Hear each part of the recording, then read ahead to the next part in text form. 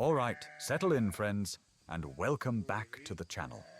If you're ready for another journey into the dust and thunder of history, do us a solid and hit those like and subscribe buttons. It lets us know you're out there, listening in the dark, and helps us keep these stories coming.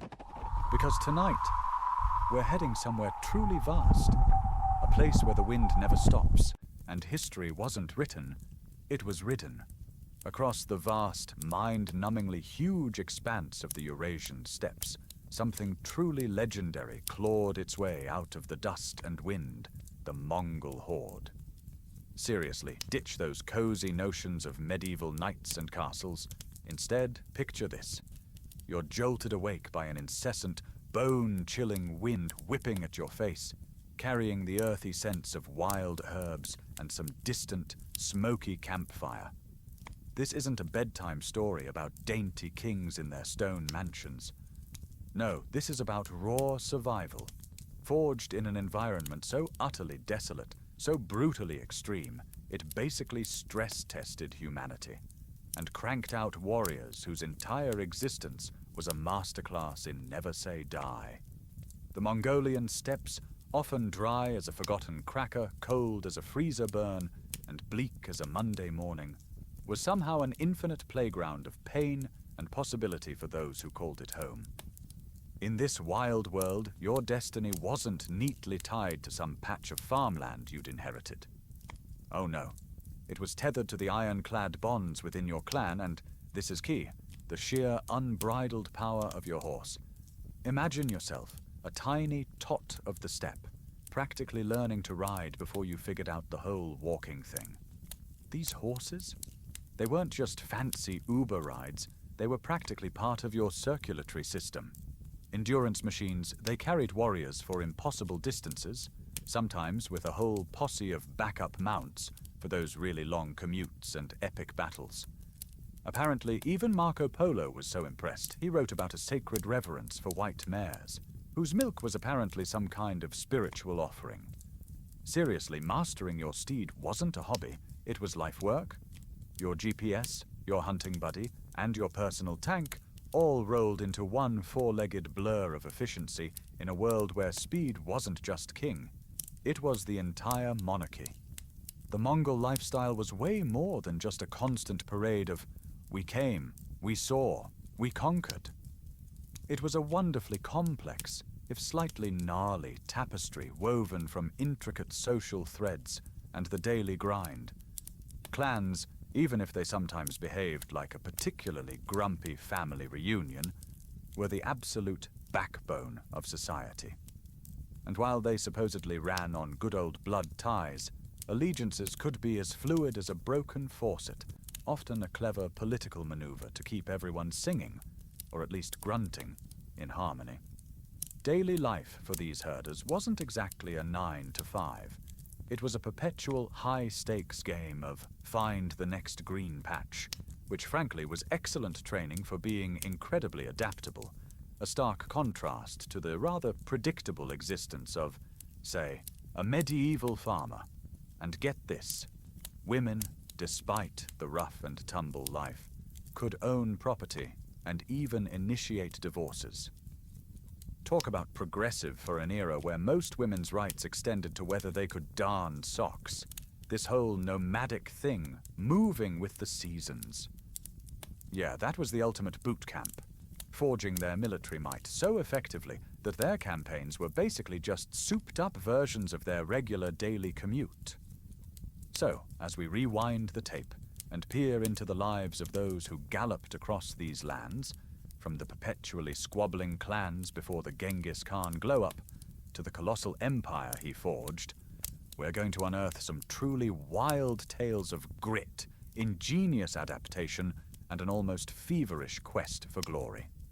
Before Genghis got his act together, the Mongols were pretty much just a roving set of fractious clans, constantly throwing hands amongst themselves.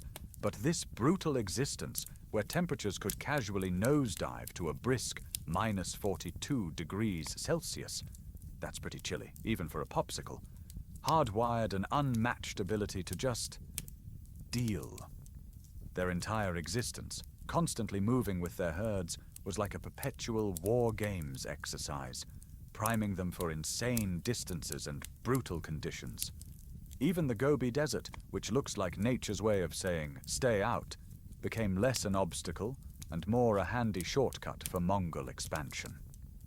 See, resilience wasn't just a buzzword for them, it was baked into their DNA. A quiet, almost eerie testament to a people who basically aced environmental mastery before they decided to conquer a good chunk of the known world. So go ahead, dim those lights. Let your mind gently drift like a tumbleweed across those vast, silent steppes. And let's just ease into tonight's journey together, peeling back the layers of these incredible Mongols who didn't just shape an empire, but whose sheer audacity still echoes across centuries. All right, settle in a little deeper now. We're about to peel back another layer of history, venturing not into the grandeur of the Mongol Empire at its peak, but into the raw, unforgiving reality of life before Genghis Khan cracked the whip. Imagine waking up not with a grand Khanate at your back, but as a member of a fiercely independent, slightly wild tribal group, scratching out an existence on the vast, often brutal, plains. This is life in the pre-unified Mongol tribes, where every single day was a masterclass in just staying alive. Your compass wasn't some fancy GPS you checked for directions, but the age-old movement of your herds. The Mongol tribes, you see, were essentially perpetual motion machines, constantly on the move, chasing the next patch of green across the harsh steppes. They were so intertwined with their environment that their daily existence was a constant, hyper-alert watch, an endless preparation for whatever Mother Nature, or a rival tribe, decided to hurl their way. It's like living in a permanent, high-stakes camping trip, where your tent is your entire home, and you're constantly packing up and relocating the whole operation. Every herdsman also pulled double duty as a fighter and a raider, a kind of ancient, mobile special forces unit. Frankly, war wasn't a specialized profession. It was just everyone's business. Think of it. Your commute involved hundreds of miles, your office was the open sky, and your co-workers were your family and a few thousand head of very opinionated livestock. There was less social cohesion above the individual tribe because everyone was fiercely independent, kind of like a group of highly self-sufficient, slightly grumpy neighbors all trying to stake out their own corner of the block. Wealth wasn't some abstract number on a bank statement. It was quite literally walking around on 4 legs, measured in how many animals you owned. Protecting and growing that living, breathing investment was the overriding obsession, the primary motivator behind every decision, every fragile alliance, every sudden skirmish. Within this incredibly demanding landscape, social structures were surprisingly intricate, deeply rooted in family clanships known as obogs. These weren't just about who you shared a last name with, like a LinkedIn connection. Your obog dictated pretty much everything. Who you could marry, who had your back in a brawl, even whose pasture you could temporarily borrow. While supposedly bound by blood, these alliances could be as fluid as a steppe river in early spring, often shifting based on political maneuvering or, and this is truly crucial, the desperate need to protect or amass more wealth. Imagine your extended family serving as your entire social security network, your legal system, and your mutual aid society, all rolled into one often testy package. Even if the actual bloodlines were a bit creatively interpreted sometimes, everyone in the tribe considered themselves descendants of a common ancestor, no matter how mythical that connection might have been. It was the ultimate ancestors above all mentality, giving them a shared identity and a sense of belonging in a world that could otherwise feel utterly isolating. Your daily life revolved around what they affectionately called the 5 snouts: horses, sheep, goats, cattle, and camels. These animals weren't just farm animals you tended. They were your mobile grocery store, your entire wardrobe, your only transportation, and even your emergency pharmacy. An average family, just to keep their tummies rumbling happily, needed a minimum of 100 sheep for their basic nutritional needs. Sheep and horses formed the main ingredients of their diet, providing everything from succulent, fatty meat to the famously fermented mare's milk known as kumis, which was, by most accounts, their chief pleasure in life. So imagine if your car ran on dairy. The very steppe lands, with their rich grass and abundant water, were practically custom designed for these animals, making animal husbandry the absolute bedrock of their entire existence. For anyone outside the Mongol way of life, this meat-centric diet was a bit of a shock to the system. Chinese and other non-Mongol slaves often lived in genuine hardship due to the sheer lack of vegetables, desperately seeking rice or wheat whenever they possibly could. It really puts a new, rather meat-sweaty spin on eat your greens, doesn't it? And because your food and shelter were literally strolling their way across the landscape, seasonal migrations were the beating, plodding heart of their survival. This wasn't some haphazard, let's see where the wind takes us kind of wanderlust. Most nomads rigorously stuck to surprisingly rigid traditional routes between their designated summer and winter pastures. This meant moving their entire community, tents, wagons, possessions, and thousands upon thousands of animals, not once, but twice a year. Picture a carefully orchestrated mobile city, thousands strong, undertaking migrations that could easily cover hundreds of miles, all while navigating treacherous natural hazards and consistently dodging human predators. It was logistical genius, born purely out of necessity, an ancient version of moving your entire life in a U-Haul, except your U-Haul was alive, ate grass, and sometimes had a surprisingly nasty kick. This constant rhythmic shifting wasn't just about finding fresh grass. It was an unparalleled, real-world training ground for warfare, honing their discipline, their unshakable loyalty, and their logistical prowess to an almost terrifying razor's edge. Each migration was essentially a full-scale dress rehearsal for their military campaigns, teaching them how to move vast numbers of people and resources with breathtaking efficiency and precision. Now, let's talk about health. You might assume a life this incredibly demanding would mean everyone was constantly battling some grim illness, but surprisingly, Mongol nomads were generally quite robust. The sheer rigor of their environment tended to weed out those born with severe ailments pretty early on.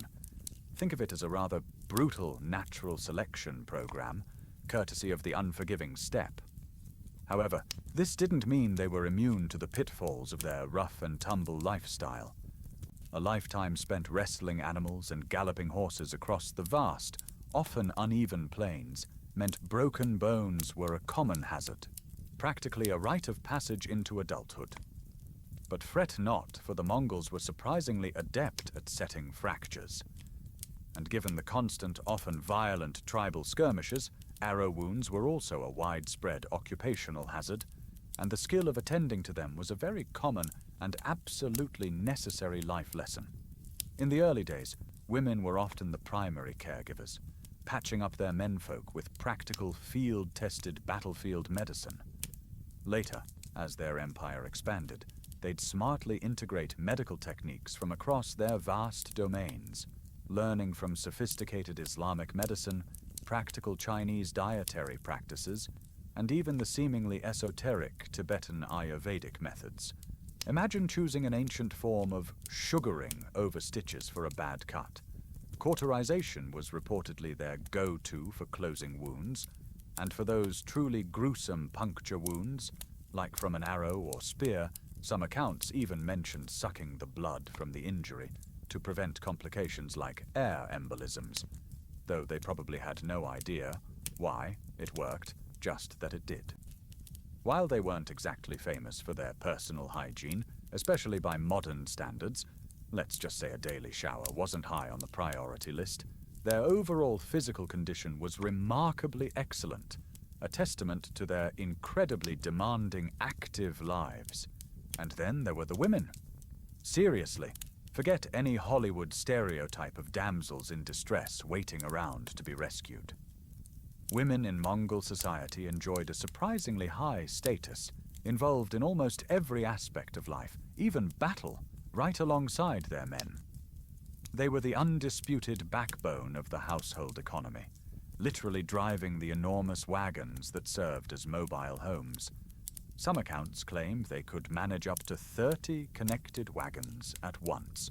Imagine orchestrating that mobile home park on wheels through a blizzard.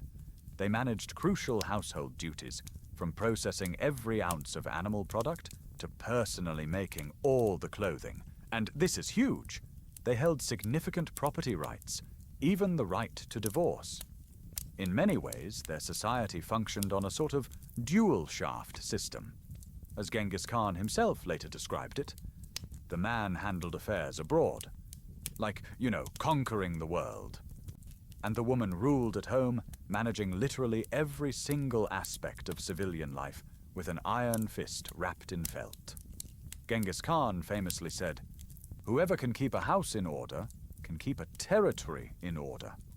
And he absolutely trusted his women to do just that with precision and competence. In fact, in periods of male absence, or after the untimely death of a Khan, powerful women would often step up and effectively rule entire empires as regents.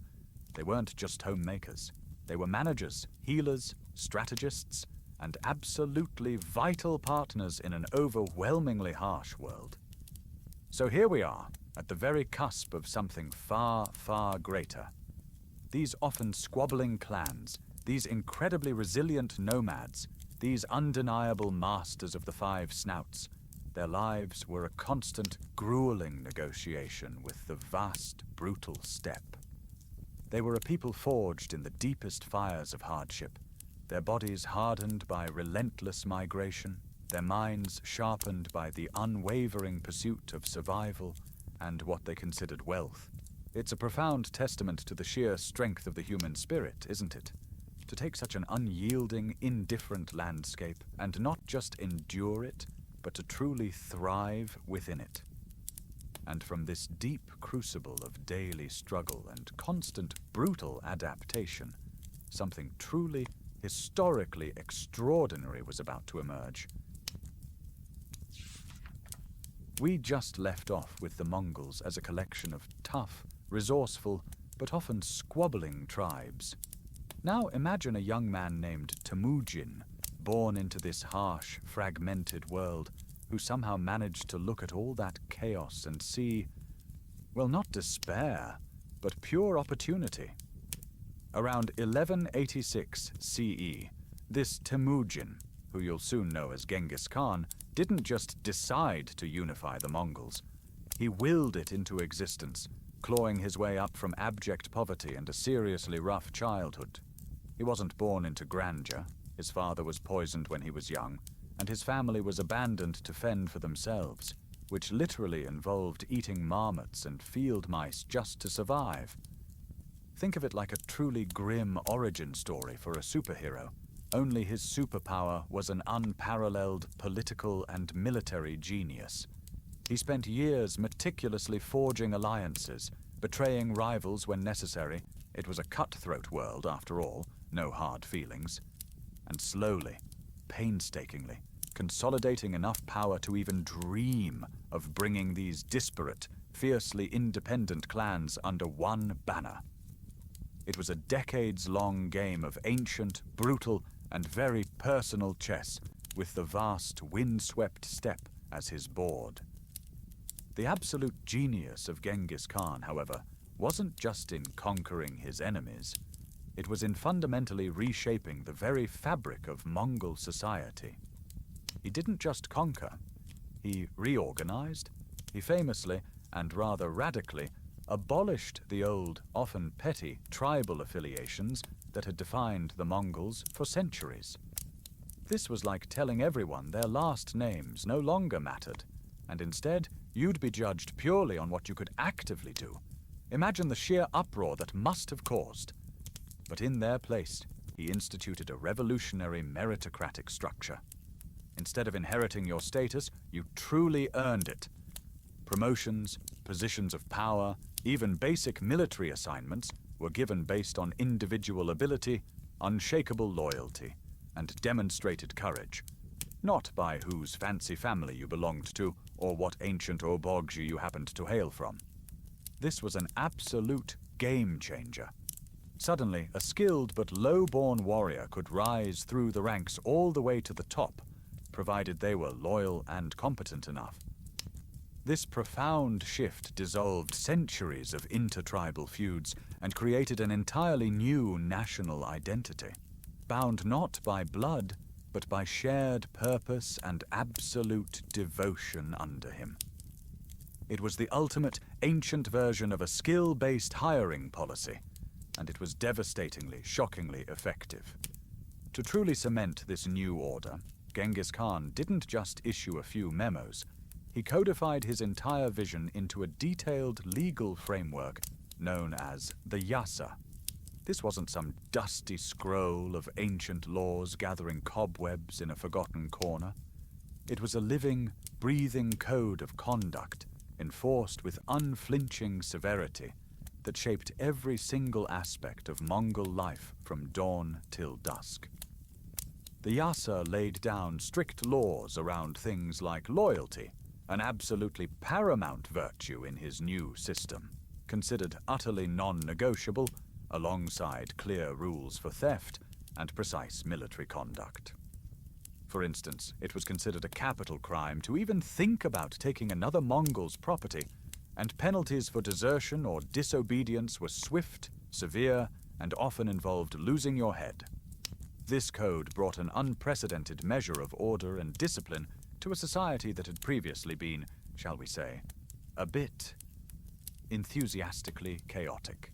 It ensured that everyone knew precisely their place and their responsibilities, fostering a unity and efficiency that simply hadn't existed before. It was essentially the operating manual for his new, formidable state, providing meticulously clear rules for everyone from the lowliest herdsman to the highest-ranking general. One of the most outwardly visible and socially transformative aspects of Genghis's rather ingenious new structure was his brilliant decimal-based military organization. Forget the idea of loosely assembled tribal war bands just kind of meandering into battle. Genghis completely reorganized his entire society, and thus his army, into incredibly precise, easy-to-manage units of 10, 100, 1,000, and 10,000 a tumen. Each tumen was commanded by a general whose personal, unwavering loyalty was directly to Genghis himself. This wasn't just about military efficiency, though it certainly achieved that. It was an incredibly deep social restructuring. Every single man was counted. Every man had a direct leader he reported to, and every leader, in turn, reported up the tightly controlled chain of command. Even existing kinship ties were subtly incorporated and then cleverly redirected. The entire system was designed so that existing social relations and family bonds could be effectively redeployed and leveraged within these new military structures, significantly strengthening unit cohesion and collective purpose. It meant that everyone, from the lowliest foot soldier to the highest commander, had a clear, defined place in the hierarchy, and it facilitated incredibly effective resource management, allowing for swift and unbelievably coordinated movements of massive forces across truly vast distances. Imagine trying to organize a gigantic potluck dinner with thousands of unruly, argumentative guests. Now, imagine Genghis just assigning everyone to a perfectly structured table of 10, and everyone showing up with exactly what they were assigned. That, my friends, is the level of organizational genius we're talking about here. And then there were the marriages. Genghis Khan was an undeniable master strategist, not just on the brutal battlefield, but also, surprisingly, in the delicately nuanced marriage tent. His strategic marriages weren't about grand romance or starry-eyed devotion. They were about pure, unadulterated political power plays. By marrying his daughters and other key female relatives into the ruling families of allied tribes, and later the conquered states, he effectively solidified alliances and expanded his influence without having to fire a single additional arrow. His daughters, in particular, were often described by less romantic historians as marriageable property, strategically used to bind powerful allies firmly to him. But here's the twist. They weren't just decorative tokens. These women often wielded significant, tangible power, acting as regents or key political figures in their own right, diligently managing their territories and ensuring their new husbands remained absolutely loyal to the sprawling Mongol cause. When a son-in-law ruler inconveniently passed away, his Mongol daughter would frequently inherit his position, serving as regent until her own son came of age, thereby maintaining a direct Mongol influence and, crucially, ensuring that any generated wealth was faithfully funneled back to the central Mongol Empire. It was a far more elegant, and often far more stable, way of integrating vast new territories than the constant, exhausting grind of perpetual warfare. These profound transformations, the complete abolition of the old, often broken tribal system, the ruthless implementation of a strict and demanding meritocracy, the unifying, unyielding force of the Yasar, the truly ingenious military and social restructuring, and the finely woven web of calculated strategic alliances collectively opened the path for an era of rapid, unprecedented expansion into territory previously unimaginable and utterly uncontrollable by the Mongols. From a small, bickering handful of warring clans on the cold steppe, Genghis Khan had, through sheer will and brilliant strategy, forged an unstoppable, single-minded machine. The groundwork was meticulously laid.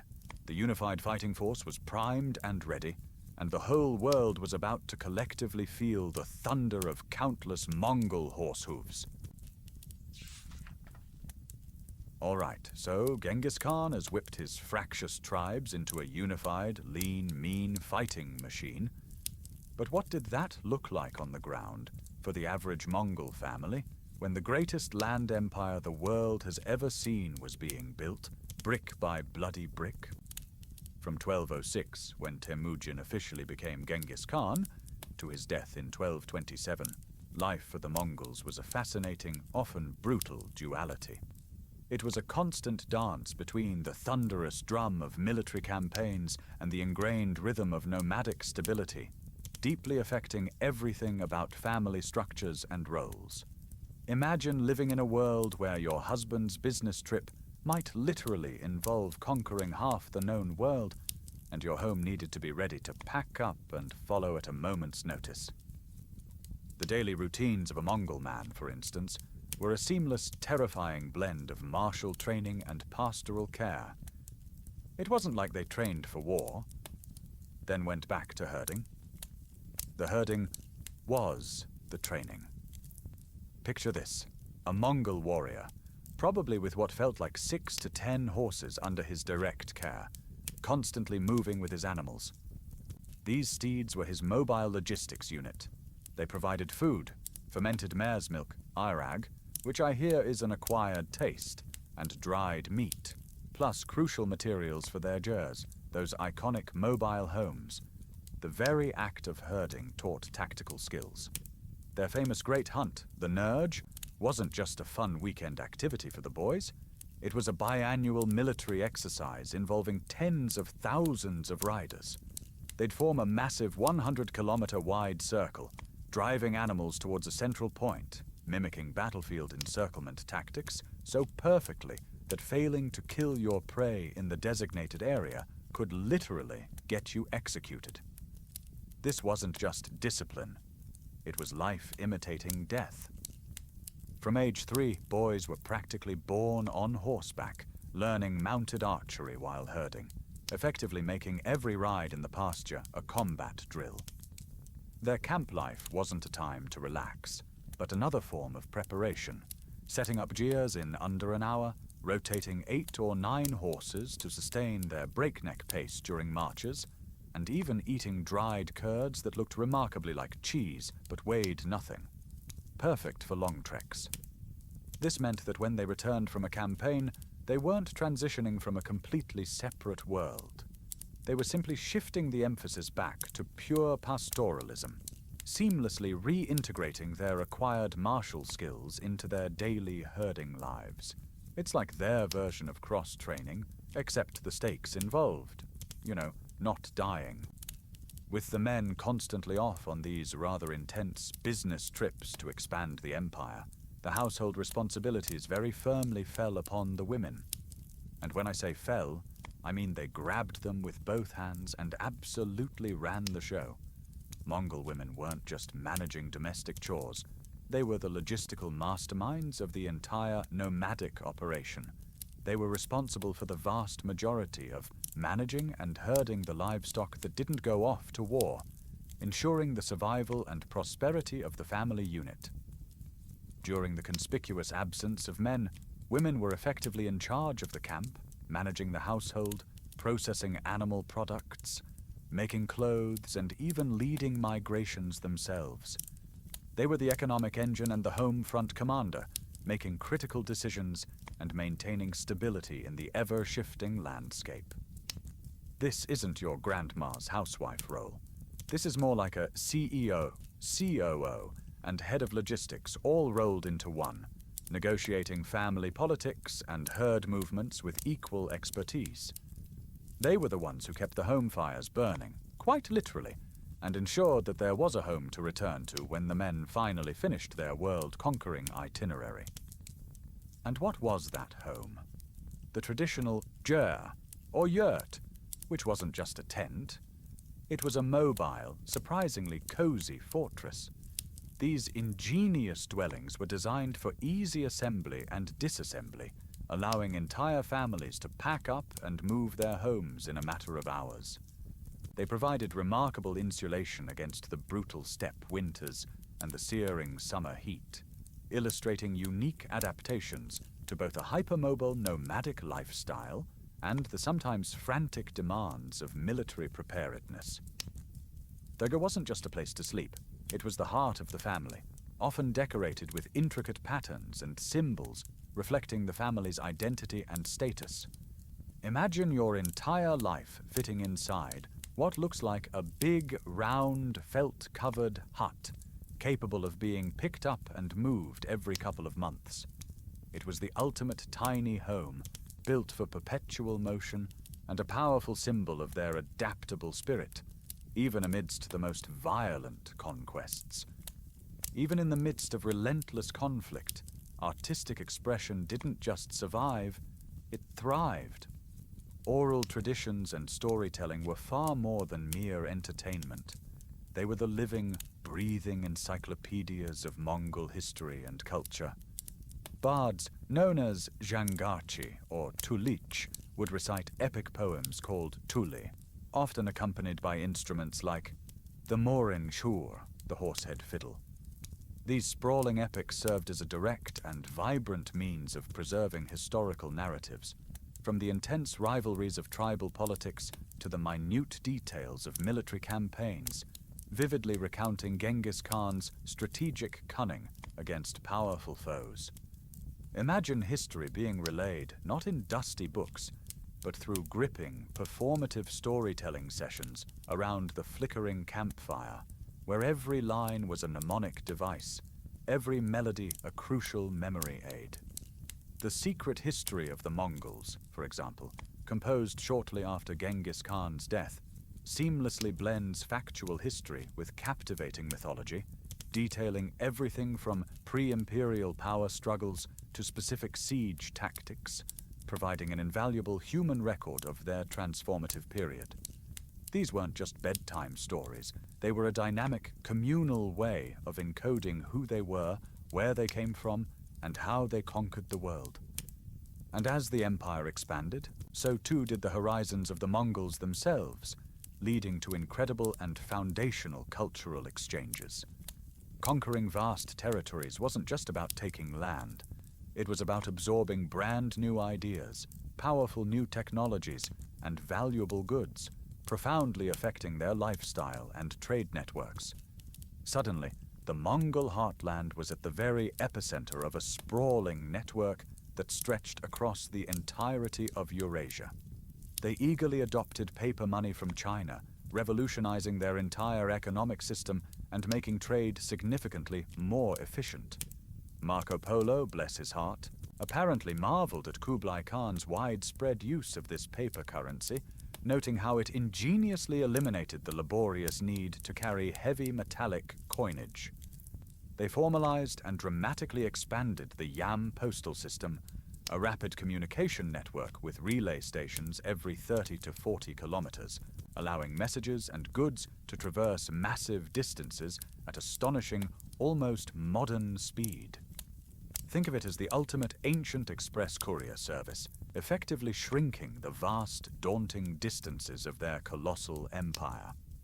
From the Middle East, they brought back invaluable knowledge of advanced siege engines and even shrewdly adopted sophisticated administrative practices, employing foreign scholars and engineers to help manage their increasingly complex and colossal empire. This wasn't a one-way street of Mongol dominance.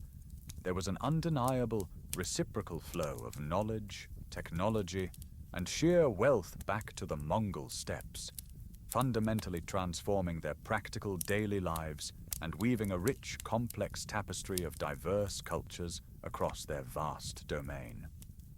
So, as the empire surged forward, the Mongols were a people in constant, dynamic motion, adapting with remarkable speed, absorbing new ideas like sponges, and forever shaped by the inherent duality of their existence.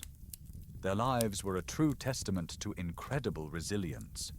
Warriors who were equally skilled herdsmen, women who ran entire logistical operations like seasoned CEOs, and a vibrant culture that meticulously preserved its epic history through powerful song and captivating story, all while integrating the groundbreaking innovations of a newly connected world. The thunder of their hooves wasn't just a sound of conquest. It was the relentless, driving beat of a thriving, endlessly evolving civilization. All right, so the thunder of Mongol horse hooves echoed across Eurasia, carrying with it not just the might of conquest, but also the blueprint for an entirely new kind of empire. But what happens when the architect of that colossal vision, Genghis Khan himself, shuffles off this mortal coil in 1227? Does the whole thing just collapse into a heap of confused yurts and angry horses? Well, surprisingly, no. The Mongol Empire, even after its undisputed leader departed for the great step in the sky, maintained a remarkable level of effectiveness. This wasn't some historical magic trick. It was largely thanks to a surprisingly well-developed governance structure. Instead of stomping out every local law and custom like a particularly annoying anthill, they had a flexible genius. They integrated those existing traditions with their own traditional Mongol practices, particularly in the settled regions of Persia and China. It was a bit like a corporate takeover where the new management decided to keep the popular local traditions just under their new, very firm oversight. This adaptability meant they could stabilize vast, diverse regions and keep the resources flowing back to the center without constant, costly, and frankly exhausting rebellion. Imagine trying to manage an empire that stretches from the Pacific to Eastern Europe. You can't exactly impose a single set of rules on everyone from nomadic herdsmen to sophisticated urban Chinese populations without a lot of screaming, bloodshed, and administrative headaches. One of the undeniable secrets to maintaining such a sprawling beast of an empire was a brilliant piece of ancient technology, the Yam relay system. Think of it as the ultimate ancient internet, complete with express couriers who didn't stop for bathroom breaks. This was no leisurely mail service. With relay stations, or Yam, spaced approximately every 25 to 30 miles, couriers could cover an astonishing 125 to 185 miles per day. That's faster than most news traveled even centuries later. A true marvel of ancient logistics.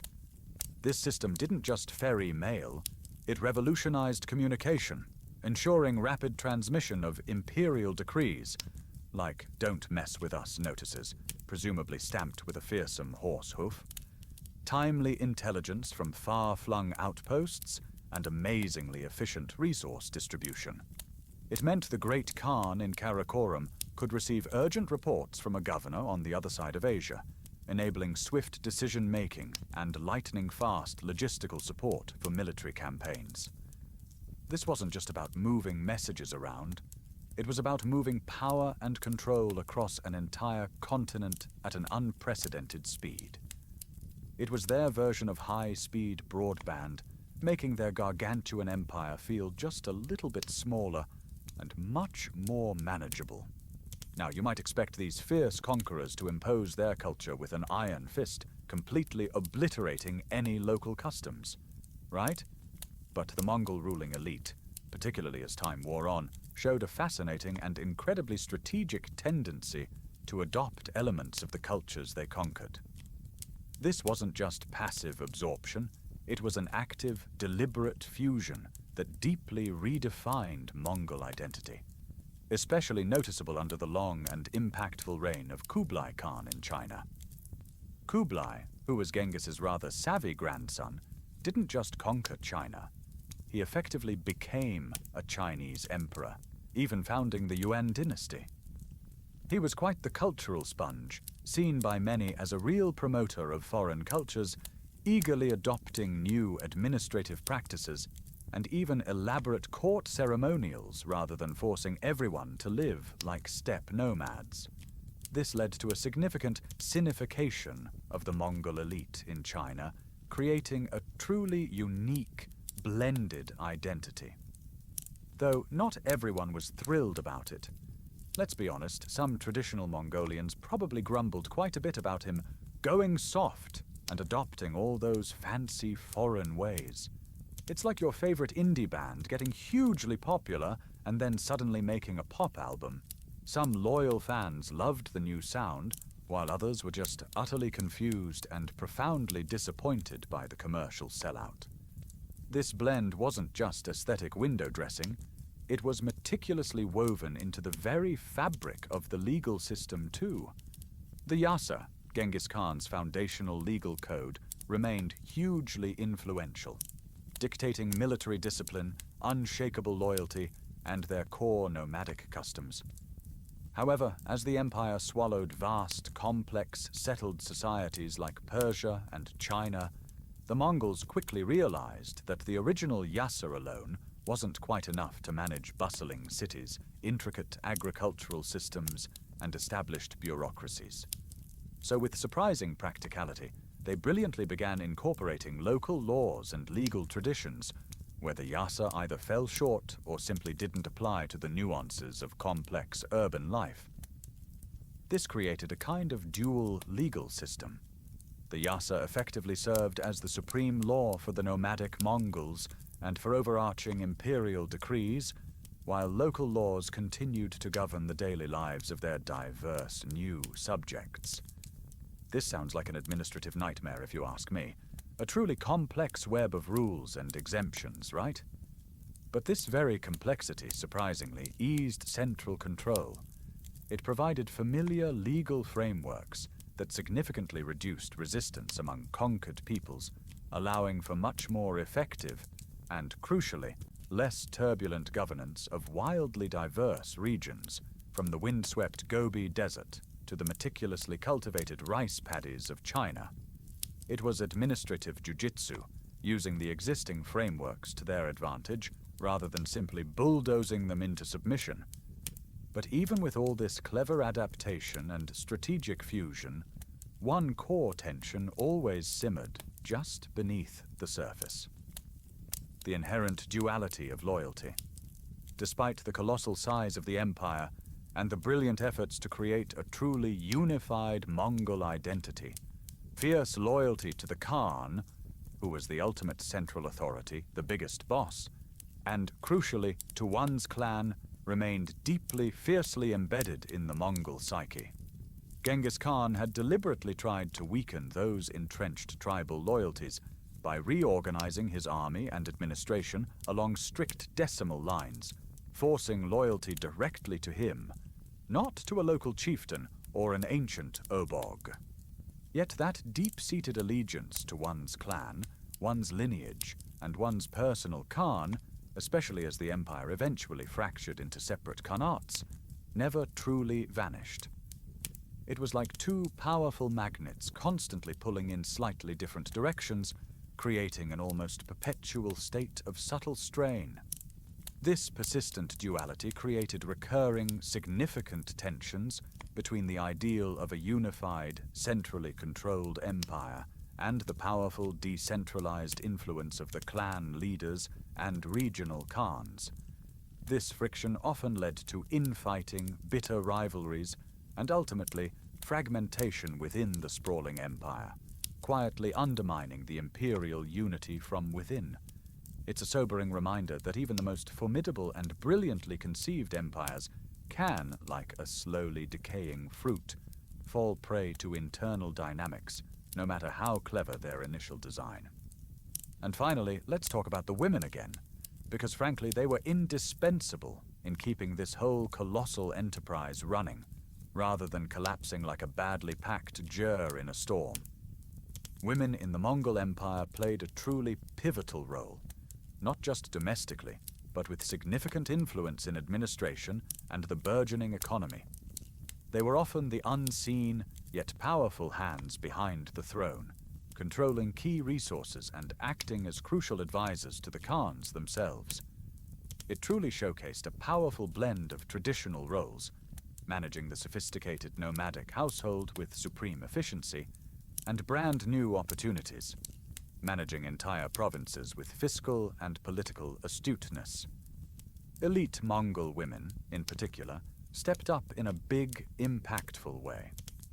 When a Khan died or a son was simply too young to rule, influential women like Sorgaktani Beki, Ogede Khan's widow, acted as regents, effectively governing vast, significant territories. They wielded immense administrative acumen and political astuteness, even influencing the very process of imperial succession itself. These weren't just figureheads. They were active, powerful decision-makers who ensured continuity and vital stability, managing everything from tax collection to complex diplomatic relations. They were the ultimate blend of traditional strength and surprisingly modern political savvy, making sure the gears of the vast, complex empire kept turning, even when the men were off on distant adventures or, perhaps more commonly, caught up in their own petty squabbles back home. So, as the empire developed, it was a complex and utterly fascinating tapestry woven from old and new threads, from tradition clashing and then fusing with innovation, from centralized power subtly negotiating with resilient local customs. It was a system built to rule a world that was constantly expanding, constantly changing, and yet, at its very heart, it remained intrinsically tied to the fundamental values of unwavering loyalty and astonishing adaptability, forged on the very steps from which this remarkable civilization sprang. All right, so we've seen how the Mongol Empire was forged by military might and brilliant administrative savvy, even adapting its governance after Genghis Khan's passing. But what about the soul of this empire? What did the Mongols believe? How did they connect with their past and express themselves? And perhaps most fascinatingly, how did they manage to absorb and blend so many different cultures without completely losing their own identity? Let's dim the modern lights just a touch and delve into the fascinatingly practical and surprisingly tolerant cultural life of the Mongol Empire. At the very core of the Mongol spiritual world was a belief system centered around Tengri Hark, the eternal blue sky. Tengri wasn't just some distant deity you might occasionally pray to. He was the ultimate source of all authority and absolutely integral to legitimizing any form of leadership. Genghis Khan himself, after all, didn't just conquer territories by sheer force. He cleverly claimed his divine mandate came directly from eternal heaven, Tengri. This made him a quasi-divine figure and elevated his rule beyond mere earthly might into a divinely sanctioned cosmic mission. This profound belief wasn't just about personal piety. It imbued the Mongols with an almost unshakable sense of divine purpose, genuinely convincing them they had a sacred duty to conquer and unite the entire world under Tengri's benevolent, though often brutally enforced will. It's like having a cosmic CEO whose seal of approval validated every single decision, making every conquest a divinely endorsed expansion plan. No wonder they were so confident. Woven tightly into this spiritual framework, and indeed into the very fabric of daily life, were shamanistic traditions. These weren't just quaint superstitions from a bygone era.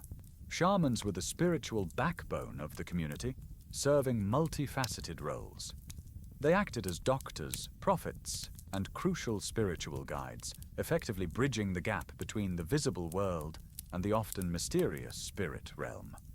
Shamans would often enter deep trance states. Imagine a very intense meditation session, but with more spirit communication involved and possibly less calming music, to consult with spirits, divine the future, provide essential healing, and interpret omens.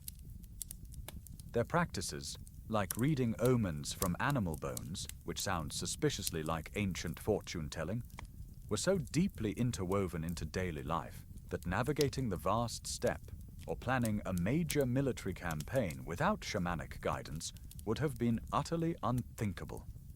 It's a bit like having a combination of your family doctor, therapist, meteorologist, and financial advisor all rolled into one mystical, trance-inducing package. Handy!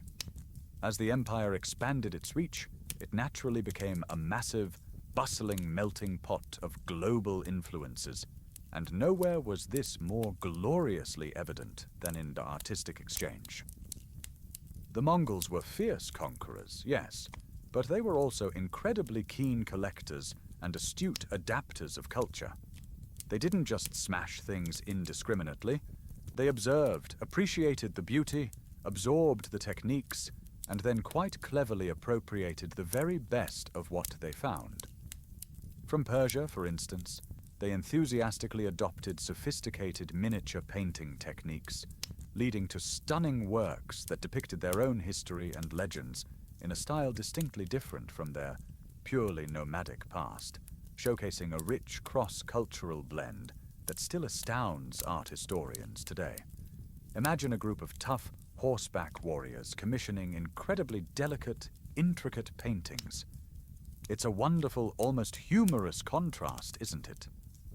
They were, in essence, curating the best of the artistic world, bringing artists, talented artisans, and their specialized techniques back to their new centers of power, resulting in a fascinating fusion of diverse styles. Despite this constant influx of new ideas and artistic forms, oral traditions remained absolutely fundamental to Mongol identity. This wasn't a literate society in the way we understand it today, so stories weren't confined to dusty books sitting on shelves. Instead, they were living, breathing narratives, constantly recounted, refined, and passed down through generations. These vibrant oral traditions fostered profound social bonds, uniting diverse tribes through shared heroic narratives that echoed across countless campfires. The Epic of Genghis Khan, for instance, a sprawling tale of a divine hero and his epic battles against menacing demons, became a cornerstone of their collective identity, diligently passed down around countless flickering campfires and within the cozy confines of the jers. These weren't just tales for entertainment. They were truly history lessons, moral guides, and communal memory all rolled into one. It was their national archive, meticulously preserved in the minds and voices of bards and gifted storytellers, constantly reminding everyone of who they were, where they came from, and how they managed to conquer so much of the known world. Perhaps one of the most unexpected and frankly disarmingly modern aspects of Mongol rule was their considerable flexibility in religious tolerance. Conquerors typically aren't known for their magnanimity. Usually it's a ruthless convert or die policy, right? But the Mongols were surprisingly pragmatic and remarkably lenient towards the diverse faiths of their conquered populations. They largely exempted clergy of all faiths, be they Buddhist monks chanting serenely, Christian priests delivering sermons, Muslim imams leading prayers, or Taoist sages pondering existence, from taxes and often brutal forced labor. This wasn't necessarily enlightened altruism or some grand philosophical statement. It was fundamentally a brilliant strategic move that significantly aided in pacifying newly integrated, often very religious populations. By respecting local beliefs and practices, they dramatically reduced the incentive for religious rebellion, allowing for smoother integration and much more efficient resource extraction. It was a clear demonstration of a shrewd pragmatism that valued stability and control above forced conversion, essentially saying, worship who you want, just pay your taxes, and for the love of Tengri, please don't rebel, okay? Finally, the sheer vastness of their empire, coupled with their inherent, almost instinctual adaptability, led to a significant and rather delicious expansion of culinary influences. While their core diet remained steadfastly nomadic, heavily reliant on meat, hearty dairy, and uniquely acquired tastes like fermented products such as kumis, they also eagerly adopted new agricultural practices and a dazzling array of new foods from the settled regions they conquered. Grains from China, in particular, found their way into Mongol camps, expanding their culinary repertoire from primarily protein and dairy to include more satisfying carbohydrates.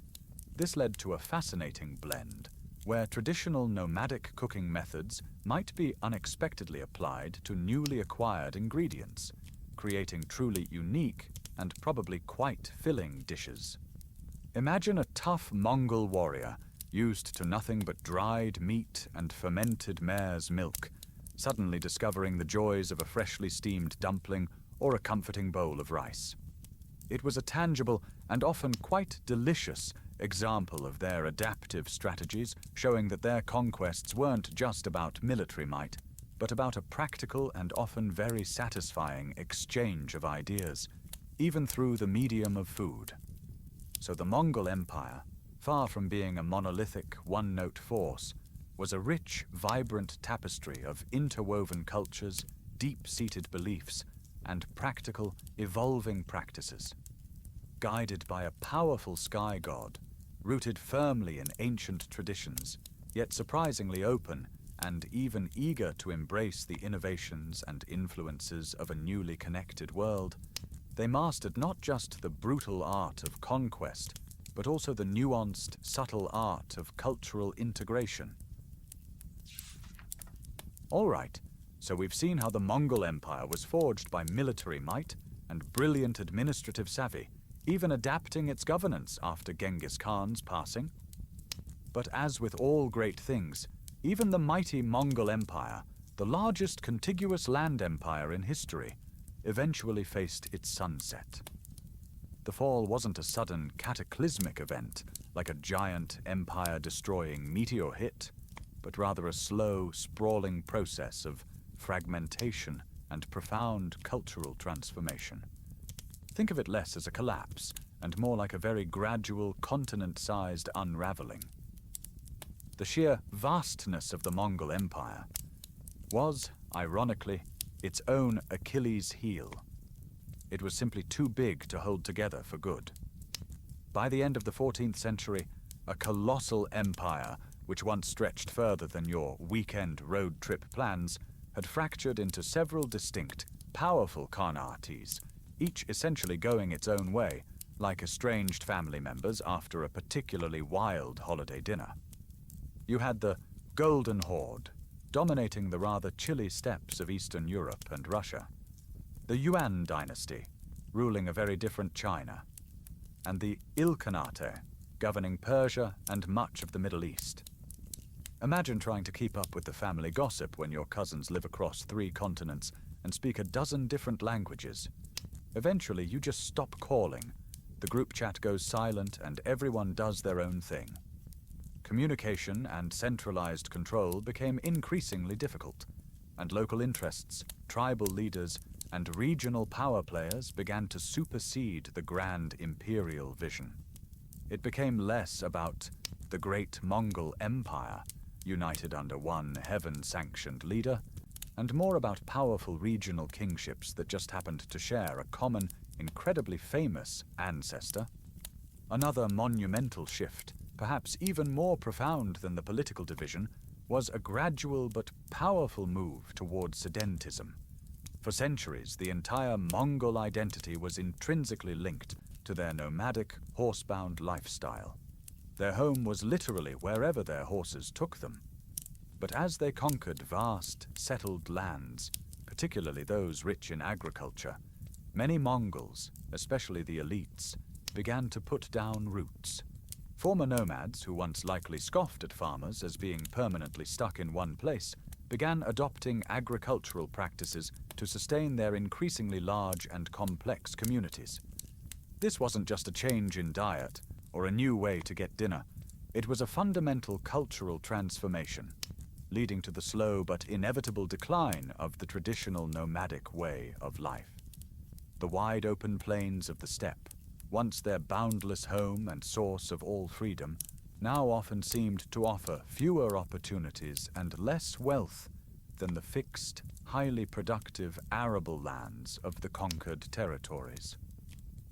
It's like a group of hardcore, back-to-nature road trippers selling their custom-built camper vans and suddenly deciding the permanent RV park hookup life with a picket fence and a fixed address looks pretty good, surprisingly.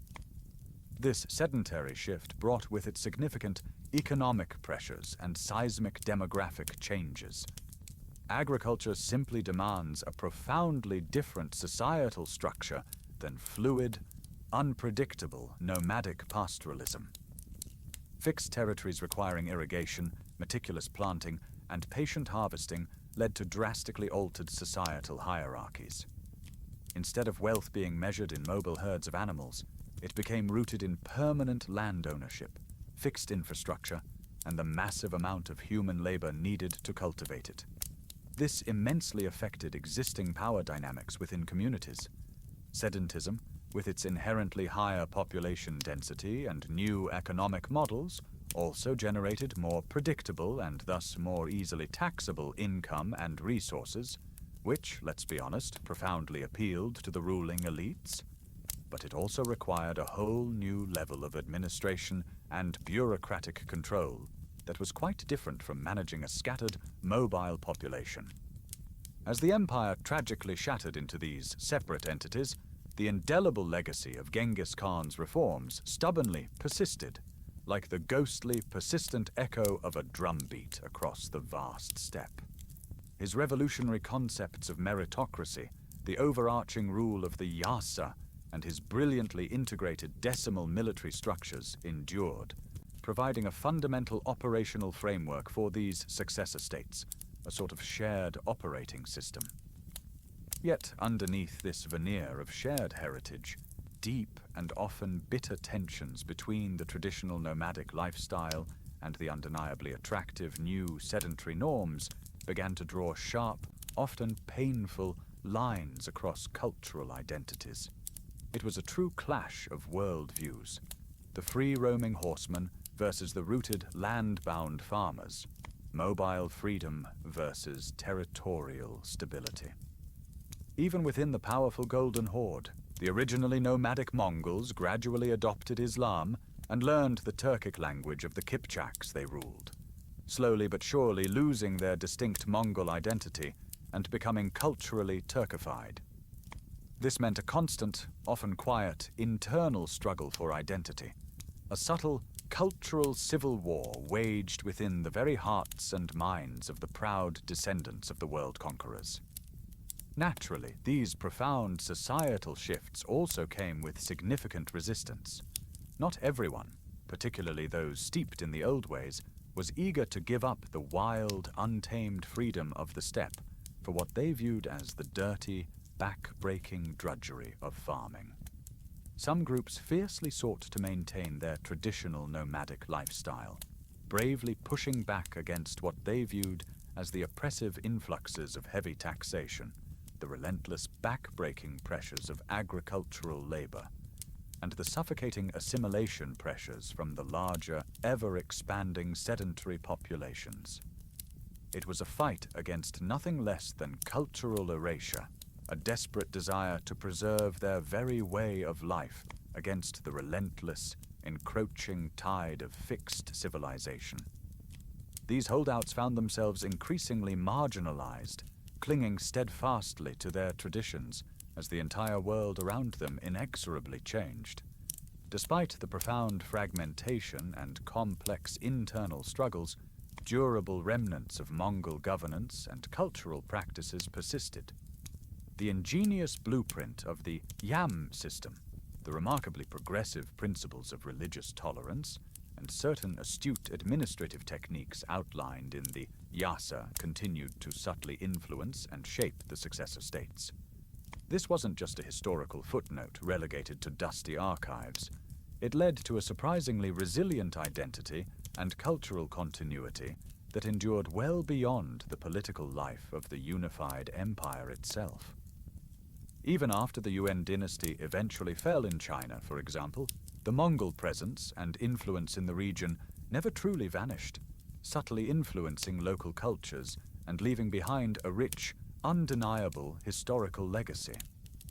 The very resilience that built the empire also, ironically, allowed its cultural echoes to resonate for centuries after its political demise, a quiet testament to their enduring spirit. The fall of the Mongol Empire, therefore, wasn't just the end of an era.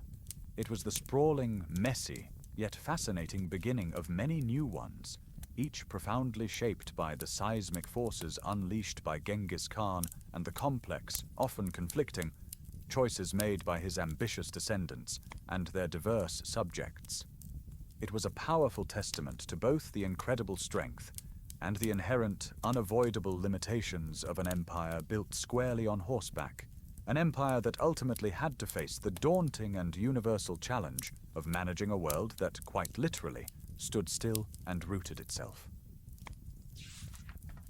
Okay, so we've explored the initial chaos, the meteoric rise of a visionary leader, the intense daily life of conquest, and the fascinating cultural tapestry of the Mongol Empire.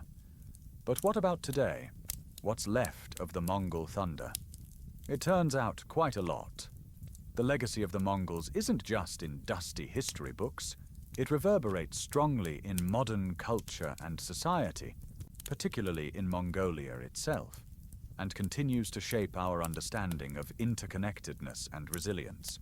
First off, Mongolian identity today is deeply, richly woven from the historical narratives of Genghis Khan's conquests, his visionary governance, and the enduring nomadic traditions that literally sustained them for centuries.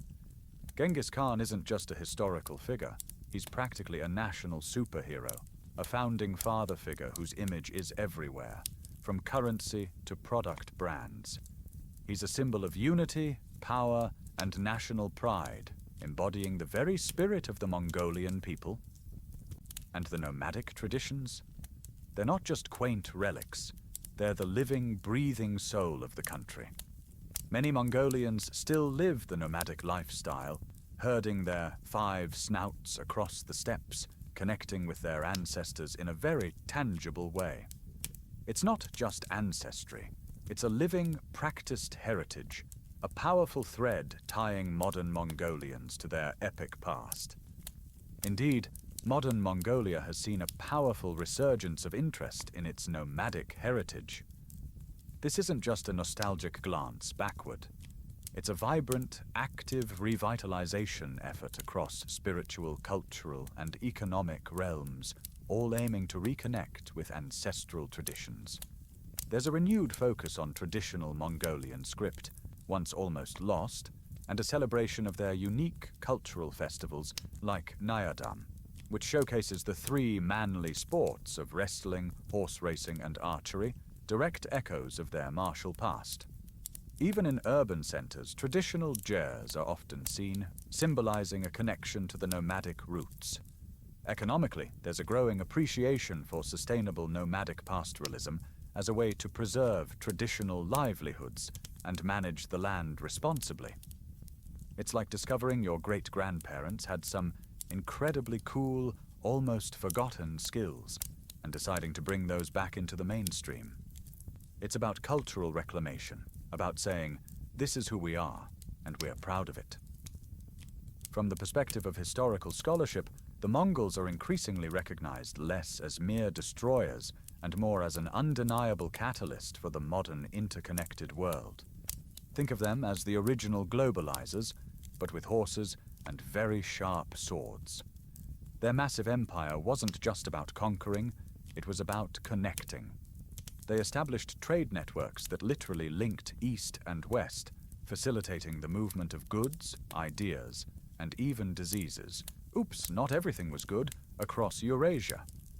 They inadvertently became vital conduits for cultural exchanges, introducing Chinese gunpowder to Europe, bringing Persian astronomical knowledge to China, and perhaps most famously, enabling Marco Polo's journey, which opened up Europe's eyes to the wonders of the East.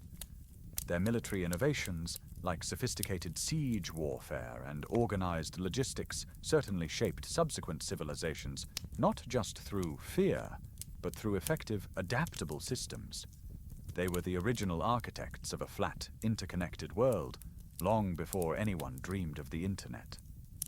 Furthermore, the Mongols' remarkable adaptations from pastoralism to centralized governance and global trade offer fascinating case studies.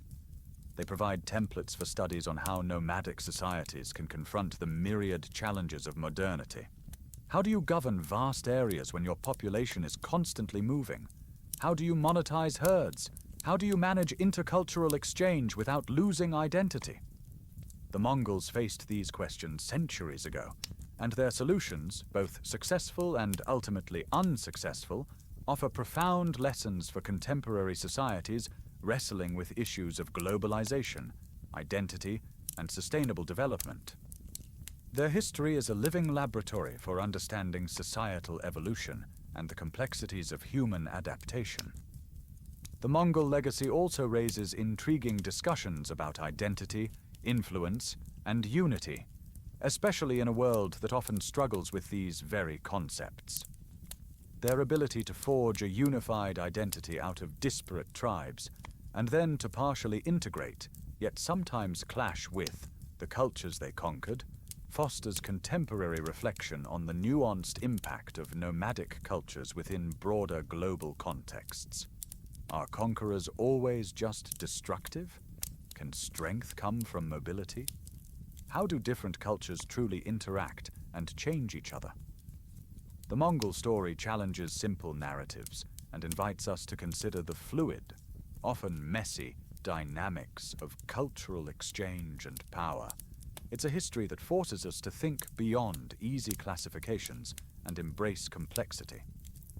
And finally, current interpretations of Mongolian history emphasize not just their martial prowess, but their inherent resilience, astonishing adaptability, and the remarkable ability to thrive in dynamic, often hostile, environments. This perpetuates a powerful cultural ethos that continues to inspire. In a rapidly changing world, the Mongol story offers a compelling narrative of survival, innovation, and unwavering spirit. It's a reminder that strength isn't just about physical might, but about the flexibility of mind, the willingness to learn, and the enduring power of a people deeply connected to their land and their heritage. So as you drift off, let the echoes of the horse hooves not be a sound of fear, but a comforting reminder of humanity's boundless capacity for adaptation and resilience. All right, so we've delved into the chaos of early Mongol tribes, the sheer brilliance of Genghis Khan shaping an empire, the brutal yet adaptable daily life, the surprisingly nuanced governance, and the rich interwoven tapestry of culture. But now, it's time to shine a well-deserved spotlight on an often overlooked, yet absolutely indispensable force within the Mongol world. It's women. Forget any preconceived notions of meek, submissive figures.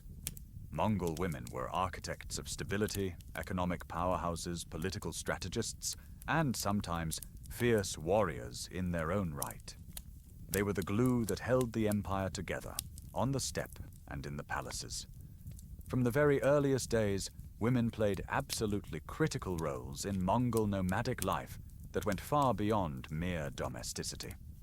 While the men were off sharpening their skills and swords for conquest, the women were the primary managers of the household, which, remember, was often a mobile joueur and an entire herd of animals. They were deeply involved in herding responsibilities, not just fetching water, but actively guiding flocks, milking animals, and processing all the animal products that were the very lifeblood of their economy. They processed milk into various forms for consumption, converted hides into felt and leather, collected fuel, and transported their gers and other belongings, literally running the entire household and economic unit. Imagine managing a moving farm and a family, all while potentially breaking camp and setting up again in a matter of hours.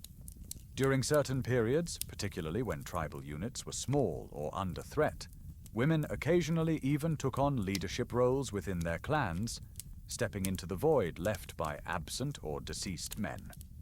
Their practicality and resourcefulness were not just admired, they were essential for survival.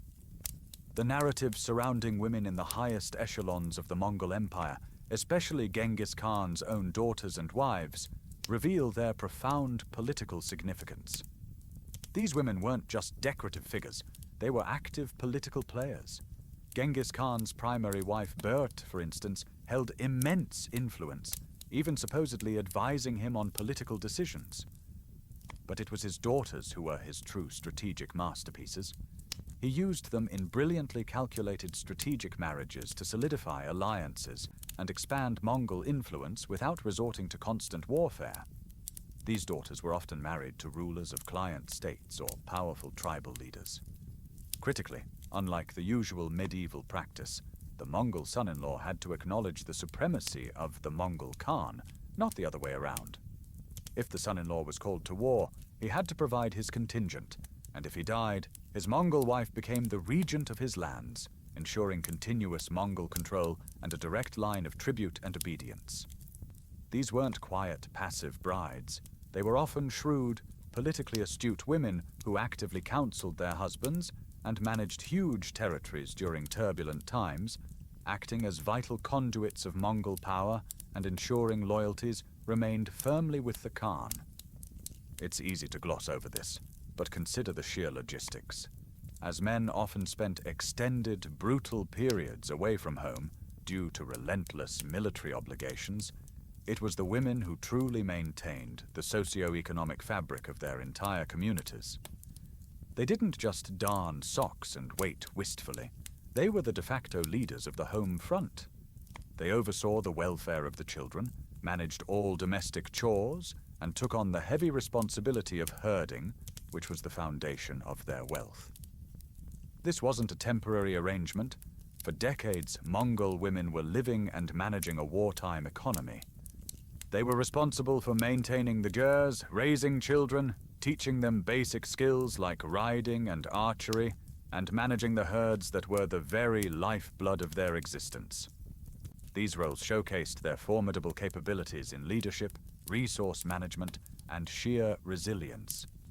They were the unwavering anchors that allowed the Mongol war machine to keep moving, knowing that their homes and livelihoods were in incredibly capable hands. Building on this, women's contributions to trade and culture were absolutely foundational, laying the groundwork that enabled the continuity and resilience of Mongol identities across generations. They were often crucial facilitators of trade, particularly in the inter-clan exchange of goods. As the empire expanded and trade routes flourished, women in urban centers also became involved in commercial enterprises. Culturally, they were the primary transmitters of oral traditions, the epic poems, histories, and stories that kept Mongol identity alive in an increasingly diverse empire. They passed down the practical knowledge of nomadic life, the art of felt-making, needlework, and the intricate designs that adorned gears and clothing. This continuity ensured that even as the men were off conquering new lands and encountering new cultures, the core Mongol identity, rooted in steppe traditions, remained vibrant and strong within the family unit and across communities. The evolving dynamics of influence for women under successive regimes, especially during the Yuan dynasty in China, highlight a fascinating blend of persistent traditions contrasted with transformations brought by cultural assimilation. When Kublai Khan established the Yuan dynasty, Mongol women often found themselves in a unique position. While some traditional Chinese patriarchal norms exerted pressure, many elite Mongol women, particularly those who were sisters, daughters, or wives of Khans, continued to wield significant political and economic power within the Mongol court in China. Sorghaghtani Beki, the mother of Kublai Khan, is a prime example. She was a brilliant political strategist who influenced imperial succession and managed vast financial resources, demonstrating that Mongol women, even within a settled Chinese context, could maintain remarkable agency. However, over generations, as more Mongols embraced settled lifestyles and intermarried, the influence and traditional roles of women began to gradually erode, reflecting the broader pressures of assimilation. It was a complex push and pull between the ingrained Mongolian respect for women's agency and the more restrictive gender norms of the Chinese society they ruled. Today, in modern Mongolia, there's a powerful and growing revival of interest in acknowledging and celebrating women's historical roles. This isn't just an academic exercise, it's a vibrant movement promoting their narratives and contributions as absolutely integral to understanding the full Mongol legacy. Modern Mongolian women are drawing inspiration from their formidable ancestors, challenging contemporary gender norms and proudly re-embracing aspects of their heritage. From academic research highlighting their political and economic influence to popular culture portraying strong female figures, there's a concerted effort to ensure that the monumental contributions of Mongol women are no longer overlooked. This recognition promotes a more comprehensive and accurate understanding of a history that was, in fact, shaped as much by the quiet strength and strategic brilliance of its women as by the thunderous hooves of its male warriors. It's a reminder that truly effective societies rarely rely solely on one gender. They leverage the strengths of all their people. So as you drift off to sleep, perhaps let your mind wander to the vast wind-swept steppes and imagine not just the roaring strength of the Khans, but the quiet, indispensable power of the women who truly built and kept the Mongol Empire running. Their legacy is one of unwavering resilience, shrewd adaptability, and a fundamental strength that continues to resonate today. All right, time to shift gears a little. We've galloped through the Mongol Empire's rise and fall, its brutal wars, its surprisingly advanced administration, and the indispensable role of its women. But what about what went on inside their heads and hearts? What did they believe? How did they make sense of a world that was by turns incredibly harsh and staggeringly beautiful? Let's dim the lights and consider the spiritual life and beliefs among the Mongols, a worldview that was as vast and accommodating as the empire itself. At the very core of the Mongolian spiritual worldview was a profound reverence for Tengri, the eternal blue sky. Tengri wasn't just the sky god. He was the supreme deity, the life-giving force behind everything, the ultimate source of power and destiny. This belief permeated every aspect of their existence, profoundly influencing their understanding of existence, power, and governance. For the Mongols, it was Tengri who bestowed the right to rule. who legitimized leadership. Genghis Khan, for instance, didn't just conquer with skill and an army, he claimed his authority came directly from eternal heaven, a divine mandate to unite and govern the world. This made his leadership not just political, but sacred, imbuing every decision, every conquest, with cosmic significance. It's like having the ultimate heavenly endorsement for your every ambition, making you very, very hard to argue with. Woven into Tengri's vast blue expanse, and indeed into the very fabric of daily life, were shamanistic traditions. These weren't just quaint folklore. Shamans were the spiritual backbone of the community, serving complex and critical roles. They acted as powerful mediators between the terrestrial world and the divine, often entering trance states to communicate with spirits, divine the future, heal the sick, and interpret omens. It was from the shamans that the timing of major events, like migrations or military campaigns, would be determined. Their pronouncements heavily impacted communal decisions, as they were believed to be conduits for the will of Tengri and the ancestors. Imagine having a spiritual advisor whose predictions literally dictated whether you packed up your entire town and moved. It's a bit like having a combination of your family doctor, therapist, meteorologist, and chief strategic officer all rolled into one mystical, drum-beating figure. The rituals of the Mongols were deeply intertwined with their natural surroundings, emphasizing a profound and harmonious relationship with their environment. Their ceremonies often revolved around events in nature, like the solstices, or acknowledging specific mountains and rivers as sacred. They performed elaborate offerings to maintain balance and secure blessings from the spirits of the land and the ancestors. This wasn't just aesthetic appreciation. It fundamentally shaped their migratory patterns and daily lives, guiding their steps in search of resources in a sustainable way. They wouldn't just pack up and go. They would consult the land, the sky, the omens, ensuring their movements honored the natural order and respected the spirits. It's a concept of environmental stewardship so ingrained, modern environmentalists would probably nod vigorously in approval. As the empire expanded its formidable reach, the Mongols inevitably encountered a dazzling array of new belief systems. Unlike many contemporary conquerors who saw differing faiths as a threat to be eradicated, the Mongols displayed a remarkable, almost chillingly pragmatic, spiritual adaptability. They didn't force conversions. Instead, they were genuinely tolerant, even curious, towards the various religions of their conquered peoples. This led to fascinating syncretic practices, where different faiths coexisted and sometimes intertwined within the empire's borders.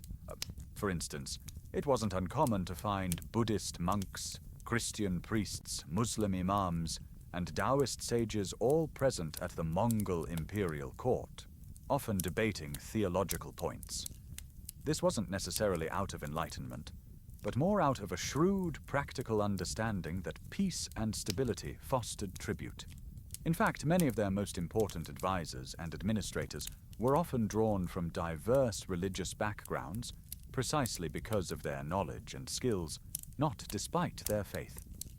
This spiritual adaptability wasn't just a quirky cultural trait. It was a critical factor in their extraordinary ability to govern vast, wildly diverse populations effectively across huge territories. By largely respecting and, in some cases, even patronizing local beliefs and practices, they significantly reduced religious friction and rebellion. This approach allowed them to integrate newly conquered populations with far less resistance than other empires, creating a more stable and ultimately more productive realm. It was, in essence, a strategic masterstroke, building loyalty not through forced conformity, but through pragmatic acceptance. Their religious tolerance combined with the secure yam system made their conquests far more palatable and their rule much more enduring than it otherwise might have been. Even in modern times, among the people of Mongolia, elements of these ancient beliefs continue to resonate.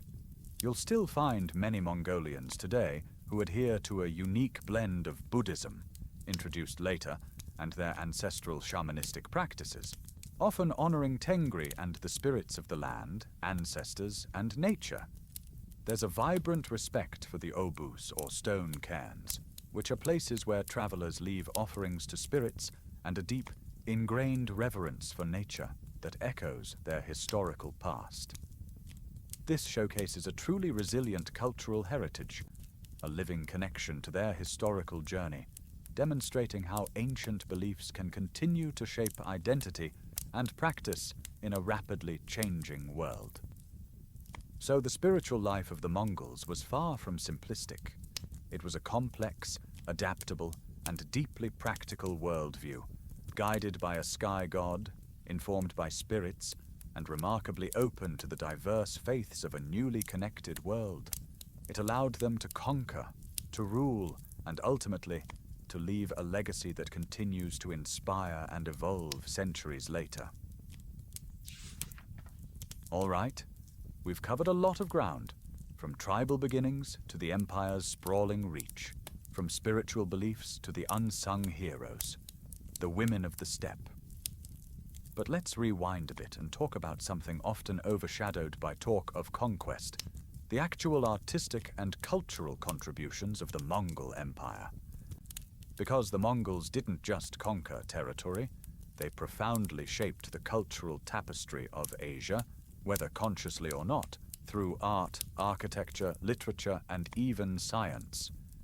Their encounters across different cultures created a dynamic, sometimes explosive, fusion that left a surprisingly lasting mark. Think of it this way. When you bring together artists, artisans, and thinkers from places as diverse as Persia, China, Central Asia, and even parts of Europe, you're bound to get some creative fireworks. And the Mongols, particularly under rulers like Kublai Khan, became significant patrons of artistic works. They weren't necessarily creating entirely new artistic styles from scratch, but they were acting as massive, continent-spanning impresarios. They facilitated the movement of skilled craftsmen across their vast domains, which led to a magnificent fusion of various artistic traditions.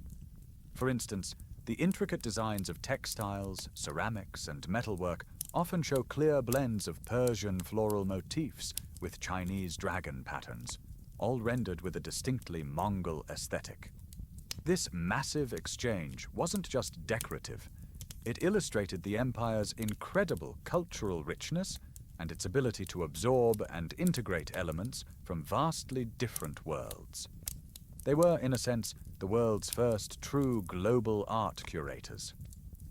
While they may not have produced many written novels, they were busy riding horses after all, unique forms of literature certainly emerged, primarily through incredibly robust oral traditions.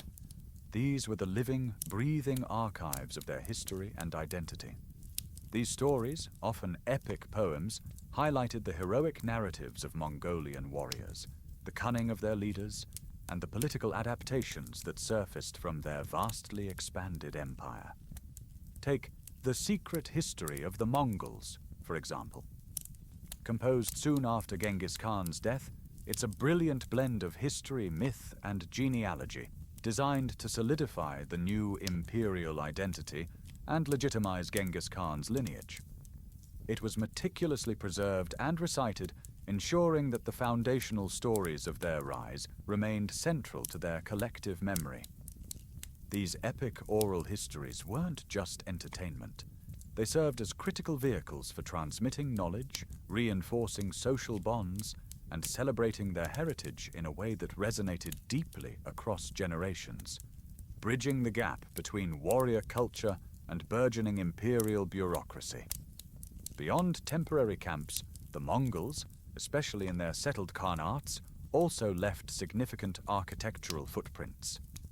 While they didn't invent fixed cities, their expansion led to the establishment of new cities and vast infrastructure projects that reflected these incredible intercontinental interactions. Grand palaces, administrative centers, and impressive roads were built, often incorporating architectural styles and engineering techniques from the various conquered regions.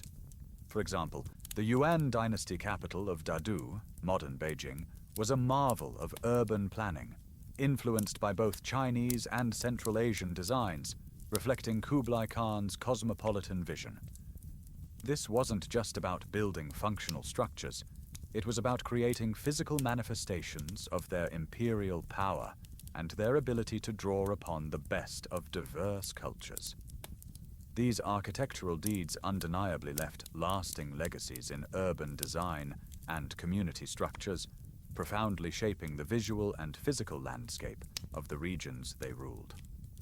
Ultimately, the art's emphasis on storytelling, whether through epic poems, textiles, or city planning, played a crucial role in cementing social unity within the newly formed Mongol identity. It helped bridge the inherent gaps between their traditional nomadic customs and the often very different, urbanized lifestyles they were adapting from conquered groups. These cultural expressions provided a shared narrative, a common vision, and a sense of belonging in an empire that was otherwise incredibly diverse, both geographically and culturally. It was the soft power, the cultural glue, that complemented the military might and centralized governance, weaving together disparate peoples into something resembling a cohesive whole, albeit for a time. And the best part? Modern Mongolia continues to celebrate these rich artistic heritage elements with immense pride. You'll find it everywhere, in vibrant cultural festivals, stunning exhibitions, and passionate performances that manifest their historical significance to this day. The annual Nadam Festival, with its horse racing, wrestling, and archery, is a direct, living link to their warrior roots. The distinctive design of the traditional ger remains a symbol of national identity, and the art of kumi, throat singing, echoes the ancient melodies of the steppe. This isn't just about preserving the past. It's about maintaining a vibrant continuity of tradition, ensuring that the legacy of those horsemen and their global empire continues to inspire and inform modern Mongolian identity. It's a testament to how culture, woven through centuries, truly endures. All right, we've covered a lot of ground, from tribal beginnings to the empire's sprawling reach, from spiritual beliefs to the unsung heroes, the women of the steppe. We even touched upon their surprisingly effective cultural melting pot tendencies. But now, it's time to talk about the real reason most people know the Mongols, their absolute, unparalleled dominance on the battlefield. How did a relatively small, nomadic people manage to conquer larger, more established empires, often against staggering odds?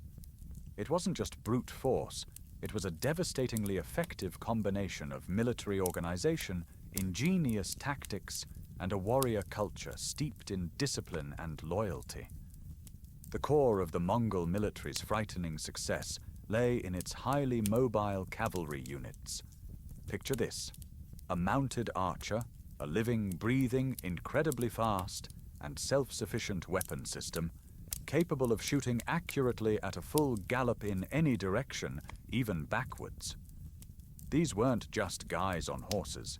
They were a blurred, furious force of nature, honed for rapid maneuvers and instinctive horsemanship from childhood. Their secret weapon? The dreaded composite bow, which wasn't just a toy. It could shoot arrows further and with more penetrating power than anything a European contemporary had, often even punching straight through armor. These bows were so powerful they required a draw weight of about 100 to 160 pounds. That's like trying to lift a small human with one hand by pulling a string. And they could deliver a killing blow at an astonishing 200 meters. They could also cover over 100 miles in a single day, striking where least expected and vanishing before reinforcements could arrive. This tactical advantage, combined with their incredible horsemanship, made them practically unrivaled in battle during the 13th century. It was like fighting an army where every soldier was also a Formula One driver and a crack shot, but they also brought their own snacks. Much of this terrifying efficiency stemmed directly from Genghis Khan's revolutionary decimal system of military organization. He didn't just unite the tribes, he shattered the old, often squabbling tribal structures and reorganized his entire army, and thus society itself, into perfectly aligned, easy-to-manage units of 10, Arvan, 100, Jargun, 1,000, Minghan, and 10,000, Tumen. This wasn't just a neat way to count soldiers for payroll, it allowed for incredibly swift and decisive commands, enabling precise movements and tight coordination across vast, often challenging terrains. Every single warrior knew their specific place within this meticulously structured machine, from the lowliest Arvan member to the commander of a Tumen. It was the ultimate top-down command and control hierarchy, designed for maximum speed and clarity. Imagine trying to herd thousands of angry, armed cats, then imagine Genghis Khan doing it perfectly, with 0 strays. That's the level of systemic impact we're talking about. Their tactical techniques were pure psychological warfare, wrapped in a truly deadly package. The Mongols were undisputed masters of deception, patience, and overwhelming sudden force. Their notorious feigned retreats were legendary. They would ride hard into battle, unleash a literally terrifying hail of arrows, then suddenly break formation and gallop away as if in utter panic. European knights, often accustomed to straightforward, head-on pitched battles, would almost always fall for this, eagerly breaking their disciplined formations to pursue, only to find themselves ambushed by flanking units or met by a sudden, devastating Mongol counterattack once they were strung out and vulnerable. Their approach to coordinated attacks, often involving encircling their enemies with multiple Tumens over vast distances, was equally innovative and terrifyingly effective. They would frequently use dummy figures on extra horses to make their forces appear dramatically larger than they actually were, and they perfected the art of the tulugma, or standard maneuver, where cavalry would surround and systematically pin the enemy in place. These cunning strategies surprised, outmaneuvered, and often utterly demoralized their enemies, showcasing the sheer innovative genius of the Mongol warriors in their relentless conquests. Beyond the tactics, the very structure of the Mongol military system fostered extreme loyalty and an ironclad discipline that would make a modern drill sergeant weep with joy.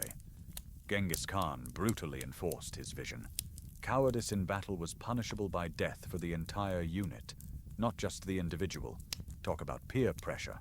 While bravery and competence were swiftly rewarded with promotion.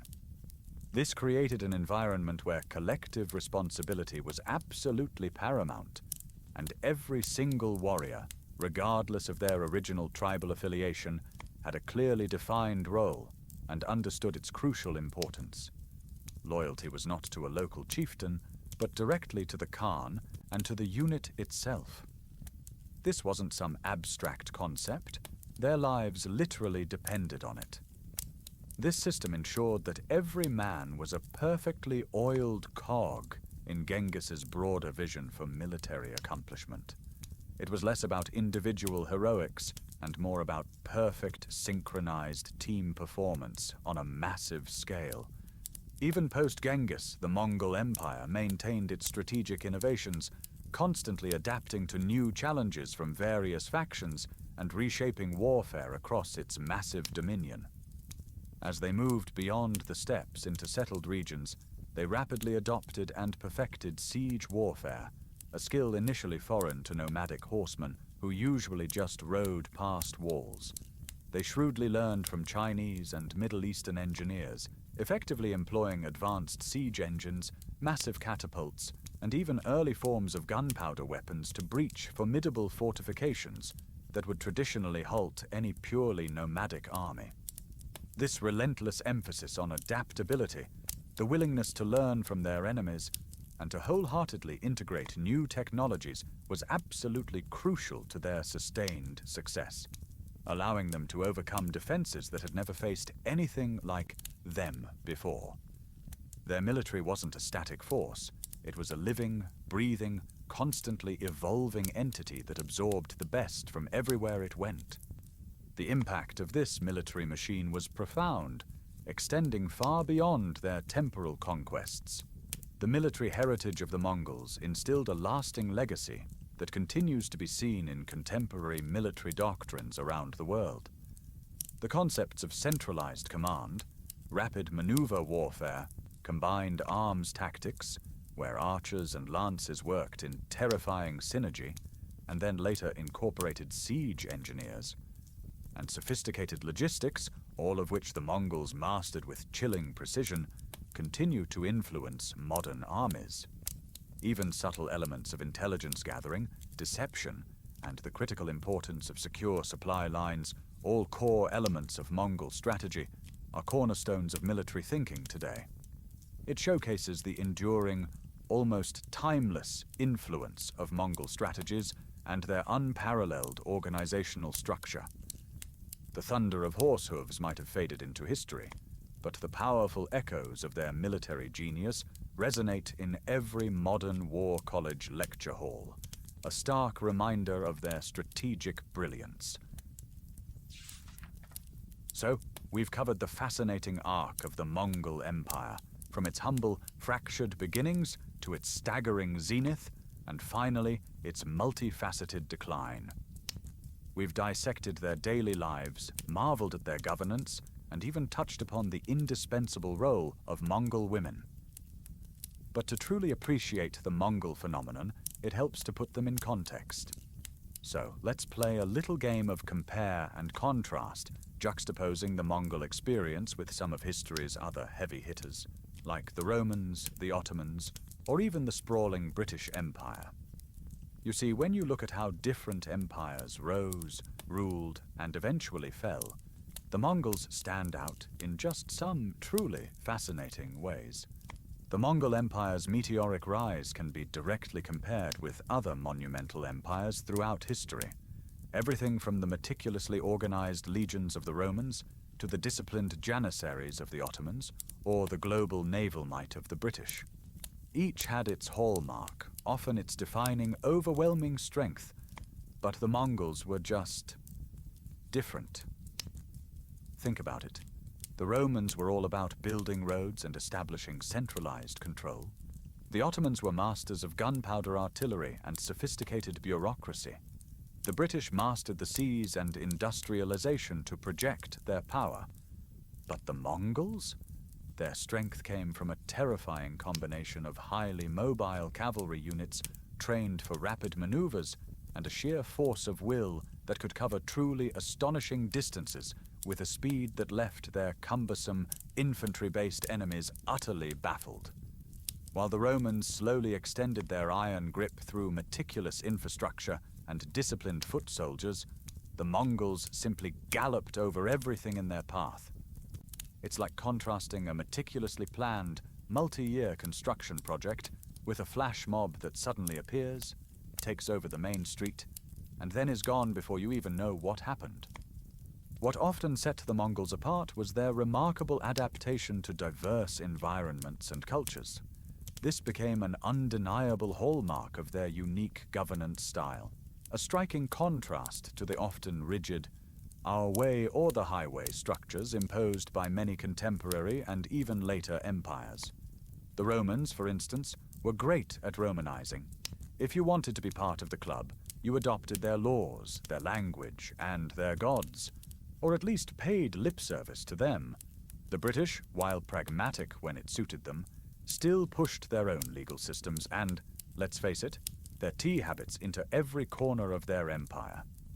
But the Mongols, lacking massive established administrative experience themselves, they strategically integrated local rulers and simply adopted existing structures rather than bulldozing them into oblivion.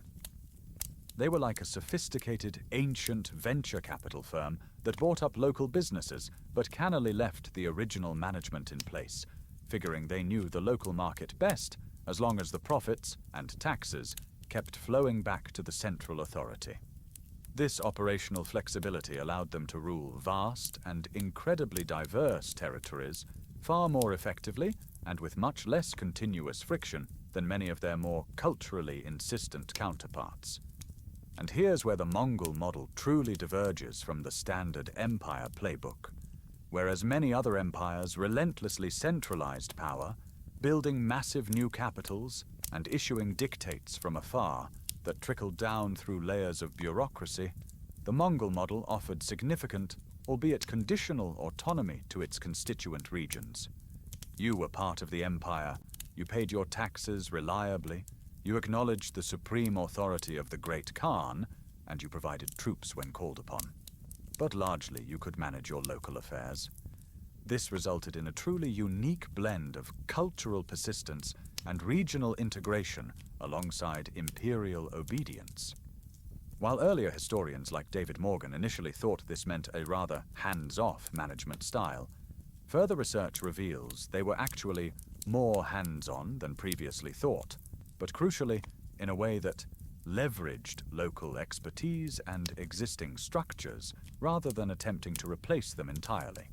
It was less like a rigid command and control corporation and more like a massive, decentralized franchise model, with the Great Khan as the ultimate franchisor who demanded loyalty and results, but allowed a significant amount of local flavor and operational freedom in return. Militarily, the Mongols relied almost entirely on their unmatched cavalry and incredible, almost unbelievable speed. This fundamentally distinguished their conquests from the more slow, siege-oriented historical powers. When the Romans wanted a city, they meticulously built siege engines, set up blockades, and patiently waited for months, sometimes even years, for the defenders to starve or surrender. Medieval European knights would often get frustratingly bogged down in the arduous, often slow, business of besieging castles, which was a true test of patience and complex logistics. The Mongols, however, with their multi-horse strategy and their uncanny ability to appear seemingly out of nowhere, conquered vast territories by simply bypassing fortifications, rapidly isolating cities, and using their overwhelming mobility to outmaneuver and overwhelm their enemies in the open field.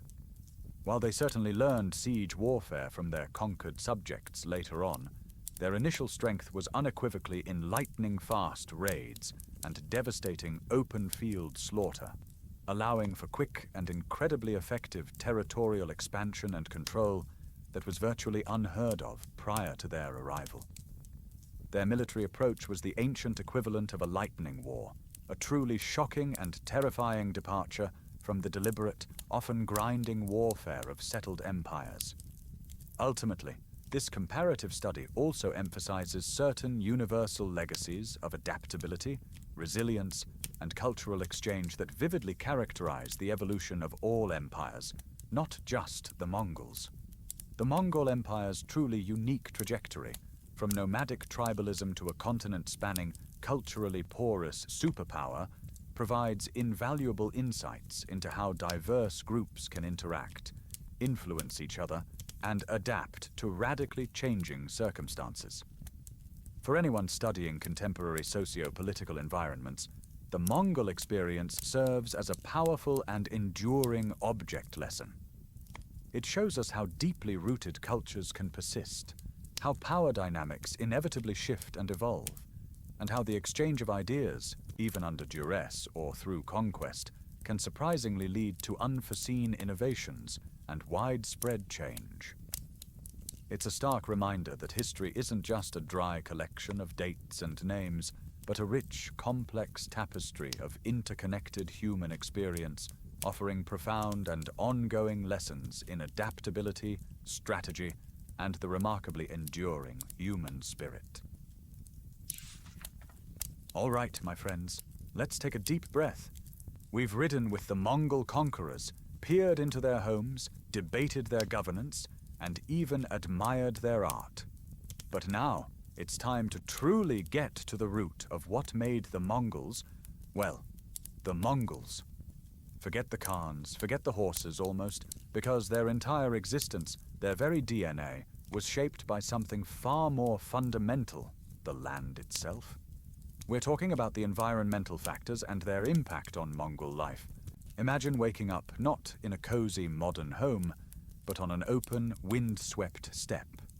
The sheer geographic challenges of the steppes, marked by brutally harsh, unbelievably cold winters and arid, often scorching summers, were not just background scenery. They were the absolute, non-negotiable dictators of the Mongol way of life. This extreme climate relentlessly dictated their every move, forcing a perpetual state of mobility. You couldn't just plant a flag and stay put, hoping for the best. You literally had to follow the grass and water or face certain starvation. Their social structures, their diet, their very worldview, everything was a direct, immediate response to this incredibly demanding landscape. It was a constant negotiation with nature, a high-stakes game where the environment held all the cards, and the Mongols had to play by its rules. Their culture, in essence, was a long, complex, and incredibly effective answer to a simple, existential question. How do we survive here? This constant, unrelenting environmental pressure led to some remarkably sustainable practices in animal husbandry. The Mongols weren't just herders, they were ecologically brilliant. Their traditional mobile pastoralism was designed with a deep, intuitive understanding of the land's limits, leading to unique pastoral techniques that ensured the survival of their households and their precious herds, year after punishing year. They continuously moved their herds across vast distances, carefully rotating pastures to prevent overgrazing and soil degradation. This wasn't some ancient form of preachy environmentalism. It was pure, unadulterated necessity forged through centuries of trial and error. Overgrazing meant dead animals, and in their world, dead animals literally meant dead people. They bred hardy, incredibly self-sufficient animals specifically adapted to the steppe, like the famous Mongolian horse, a creature of incredible endurance that could find its own food under deep snow and survive on minimal resources. This profound, ancient wisdom meant they could exploit grasslands without utterly exhausting them, a form of sustainable living that modern ranchers, even with all their technology, could still learn a thing or two from. It's no wonder then that the Mongol appreciation of nature became vividly evident in their deepest spiritual beliefs. Their worship of Tengri, the eternal blue sky, was inextricably linked to the all-encompassing natural forces around them. The spirits of majestic mountains, flowing rivers, and the very land beneath their feet were revered as sacred, almost living entities. Their spiritual ceremonies and rituals were closely knit with the major environmental cycles, like the solstices and, of course, their essential seasonal migrations. This belief system wasn't just abstract theology. It reinforced their nomadic lifestyle and deeply ingrained cultural practices, giving profound spiritual meaning to their physical movements. They didn't just move because they had to. They moved in harmony with the cosmos, honoring the spirits of the land and sky. It sincerely imbued every sunrise, every sunset, and every arduous migration with a fundamental sense of the sacred. However, the steppe was also a land of unpredictable and often brutal extremes. Climate changes and sudden shifts in resource availability were a constant looming threat, a sword of Damocles hanging over every family. Prolonged droughts would decimate herds and lead to widespread famine, and unusually harsh winters, known as dzud, could wipe out entire nomadic communities literally overnight. These severe, often catastrophic conditions prompted forced migrations, leading to desperate struggles for survival that tested beings to their absolute limits. These challenging periods required immense resilience, not just physical but mental, and, crucially, fostered incredible innovation in their daily living standards. The Mongols became absolute masters of turning every single part of an animal into food, shelter, or clothing, minimizing waste to an astonishing degree and maximizing every ounce of resource. Their jairs were masterpieces of portable, insulated shelter, brilliantly designed to withstand extreme temperatures and be easily moved without losing structural integrity. Their very existence was a testament to their unparalleled ability to innovate and adapt in the face of relentlessly hostile environmental adversity, embodying a stoic determination to survive against all odds. In fact, contemporary understandings of Mongolian history increasingly reveal how profoundly these environmental factors continue to affect socio-economic choices in modern Mongolia. The pervasive issues of desertification, global climate change, and sustainable resource management are not just abstract concepts they read about in textbooks. They are daily realities that echo the struggles and hard-won lessons of their ancient ancestors. This deep, intrinsic environmental connection guides ongoing discussions around sustainability and crucial adaptation strategies in current practices. Modern programs often draw directly on traditional nomadic wisdom for land management, reflecting a deep, almost spiritual respect for the lessons learned over centuries of living in such a demanding environment. It's a remarkable continuity of challenge and response, a direct, unbroken line linking the current inhabitants of the steppe directly to their ancient past, constantly reminding them of both the immense power and the delicate fragility of their environment. So, the Mongol way of life, with its constant movement, its ingenious resourcefulness, its deep spiritual connection to nature, and its astonishing resilience, was not just chosen. It was forged by the compelling, often brutal forces of the Eurasian steppes. Their story reminds us that sometimes the most profound and enduring aspects of human civilization are not about conquering nature to impose one's will, but about skillfully, desperately, and beautifully adapting to its irresistible power, finding harmony where others might only see hostility. And so, my friends, we've journeyed vast distances together, from the harsh, wind-swept steppes where tribal life was a battle for survival, through the astonishing rise of an empire born of human ingenuity and sheer will, and finally through its complex fragmentation. We've seen the thunder of Mongol hooves and felt the quiet strength of the women who sustained their world. We've explored their unique spiritual landscape and marveled at their unexpected artistic and administrative flair.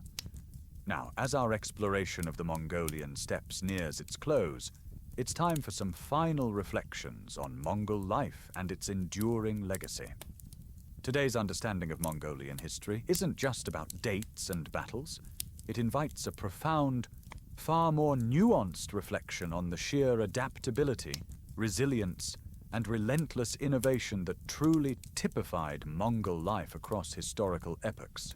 We've seen how they mastered an incredibly harsh environment, not by overpowering it, but by utterly yielding to its rhythms and extracting every possible lesson from nature's tough schooling. Their uncanny ability to thrive in such an extreme climate, to transform their humble nomadic pastoralism into the unlikely foundation of a global empire, and then to navigate its inevitable fragmentation, stands as a powerful testament to humanity's boundless capacity for survival and reinvention. It forces us to look beyond simplistic narratives of mere barbarian hordes and appreciate the incredible flexibility of mind and spirit that characterized this truly remarkable people.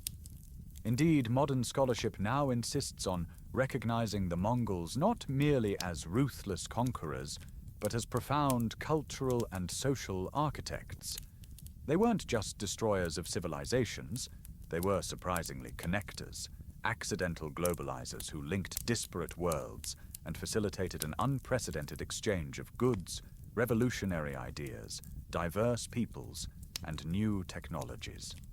Their unified empire, for a time, created a vast, relatively safe corridor across Eurasia, leading to what some historians affectionately refer to as the Pax Mongolica, a period of relative peace and stability that allowed for flourishing trade and invaluable cultural exchange along the ancient Silk Road.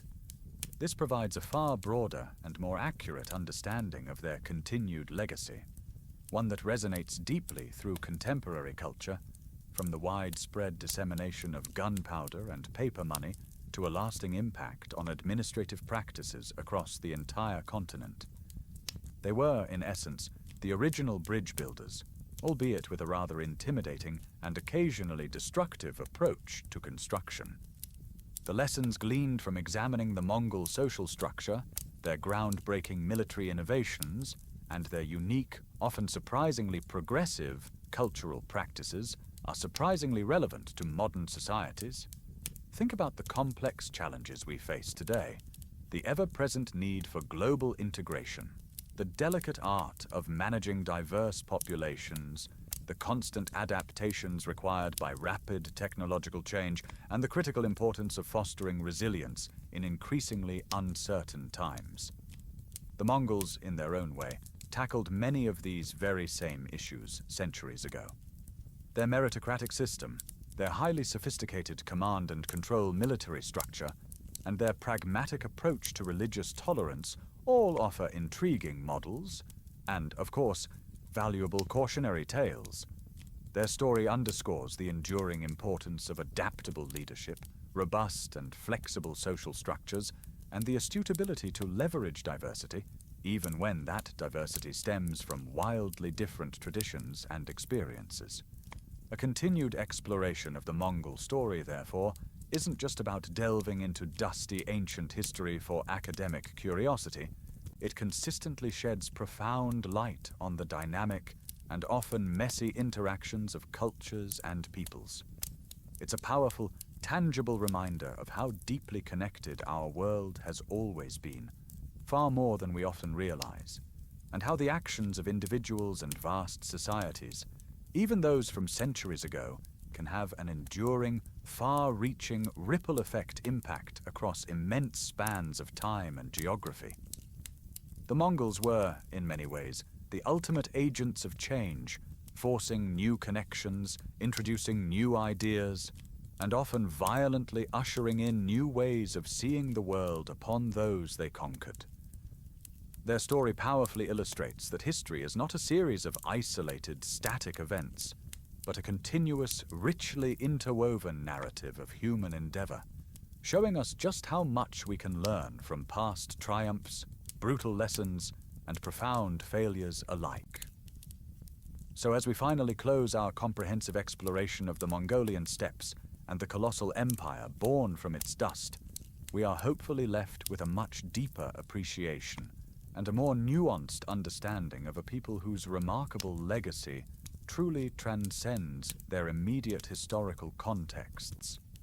Their indomitable spirit of resilience, astonishing adaptability, bold innovation, and a powerful, enduring sense of unity resonates powerfully and profoundly in today's multifaceted world.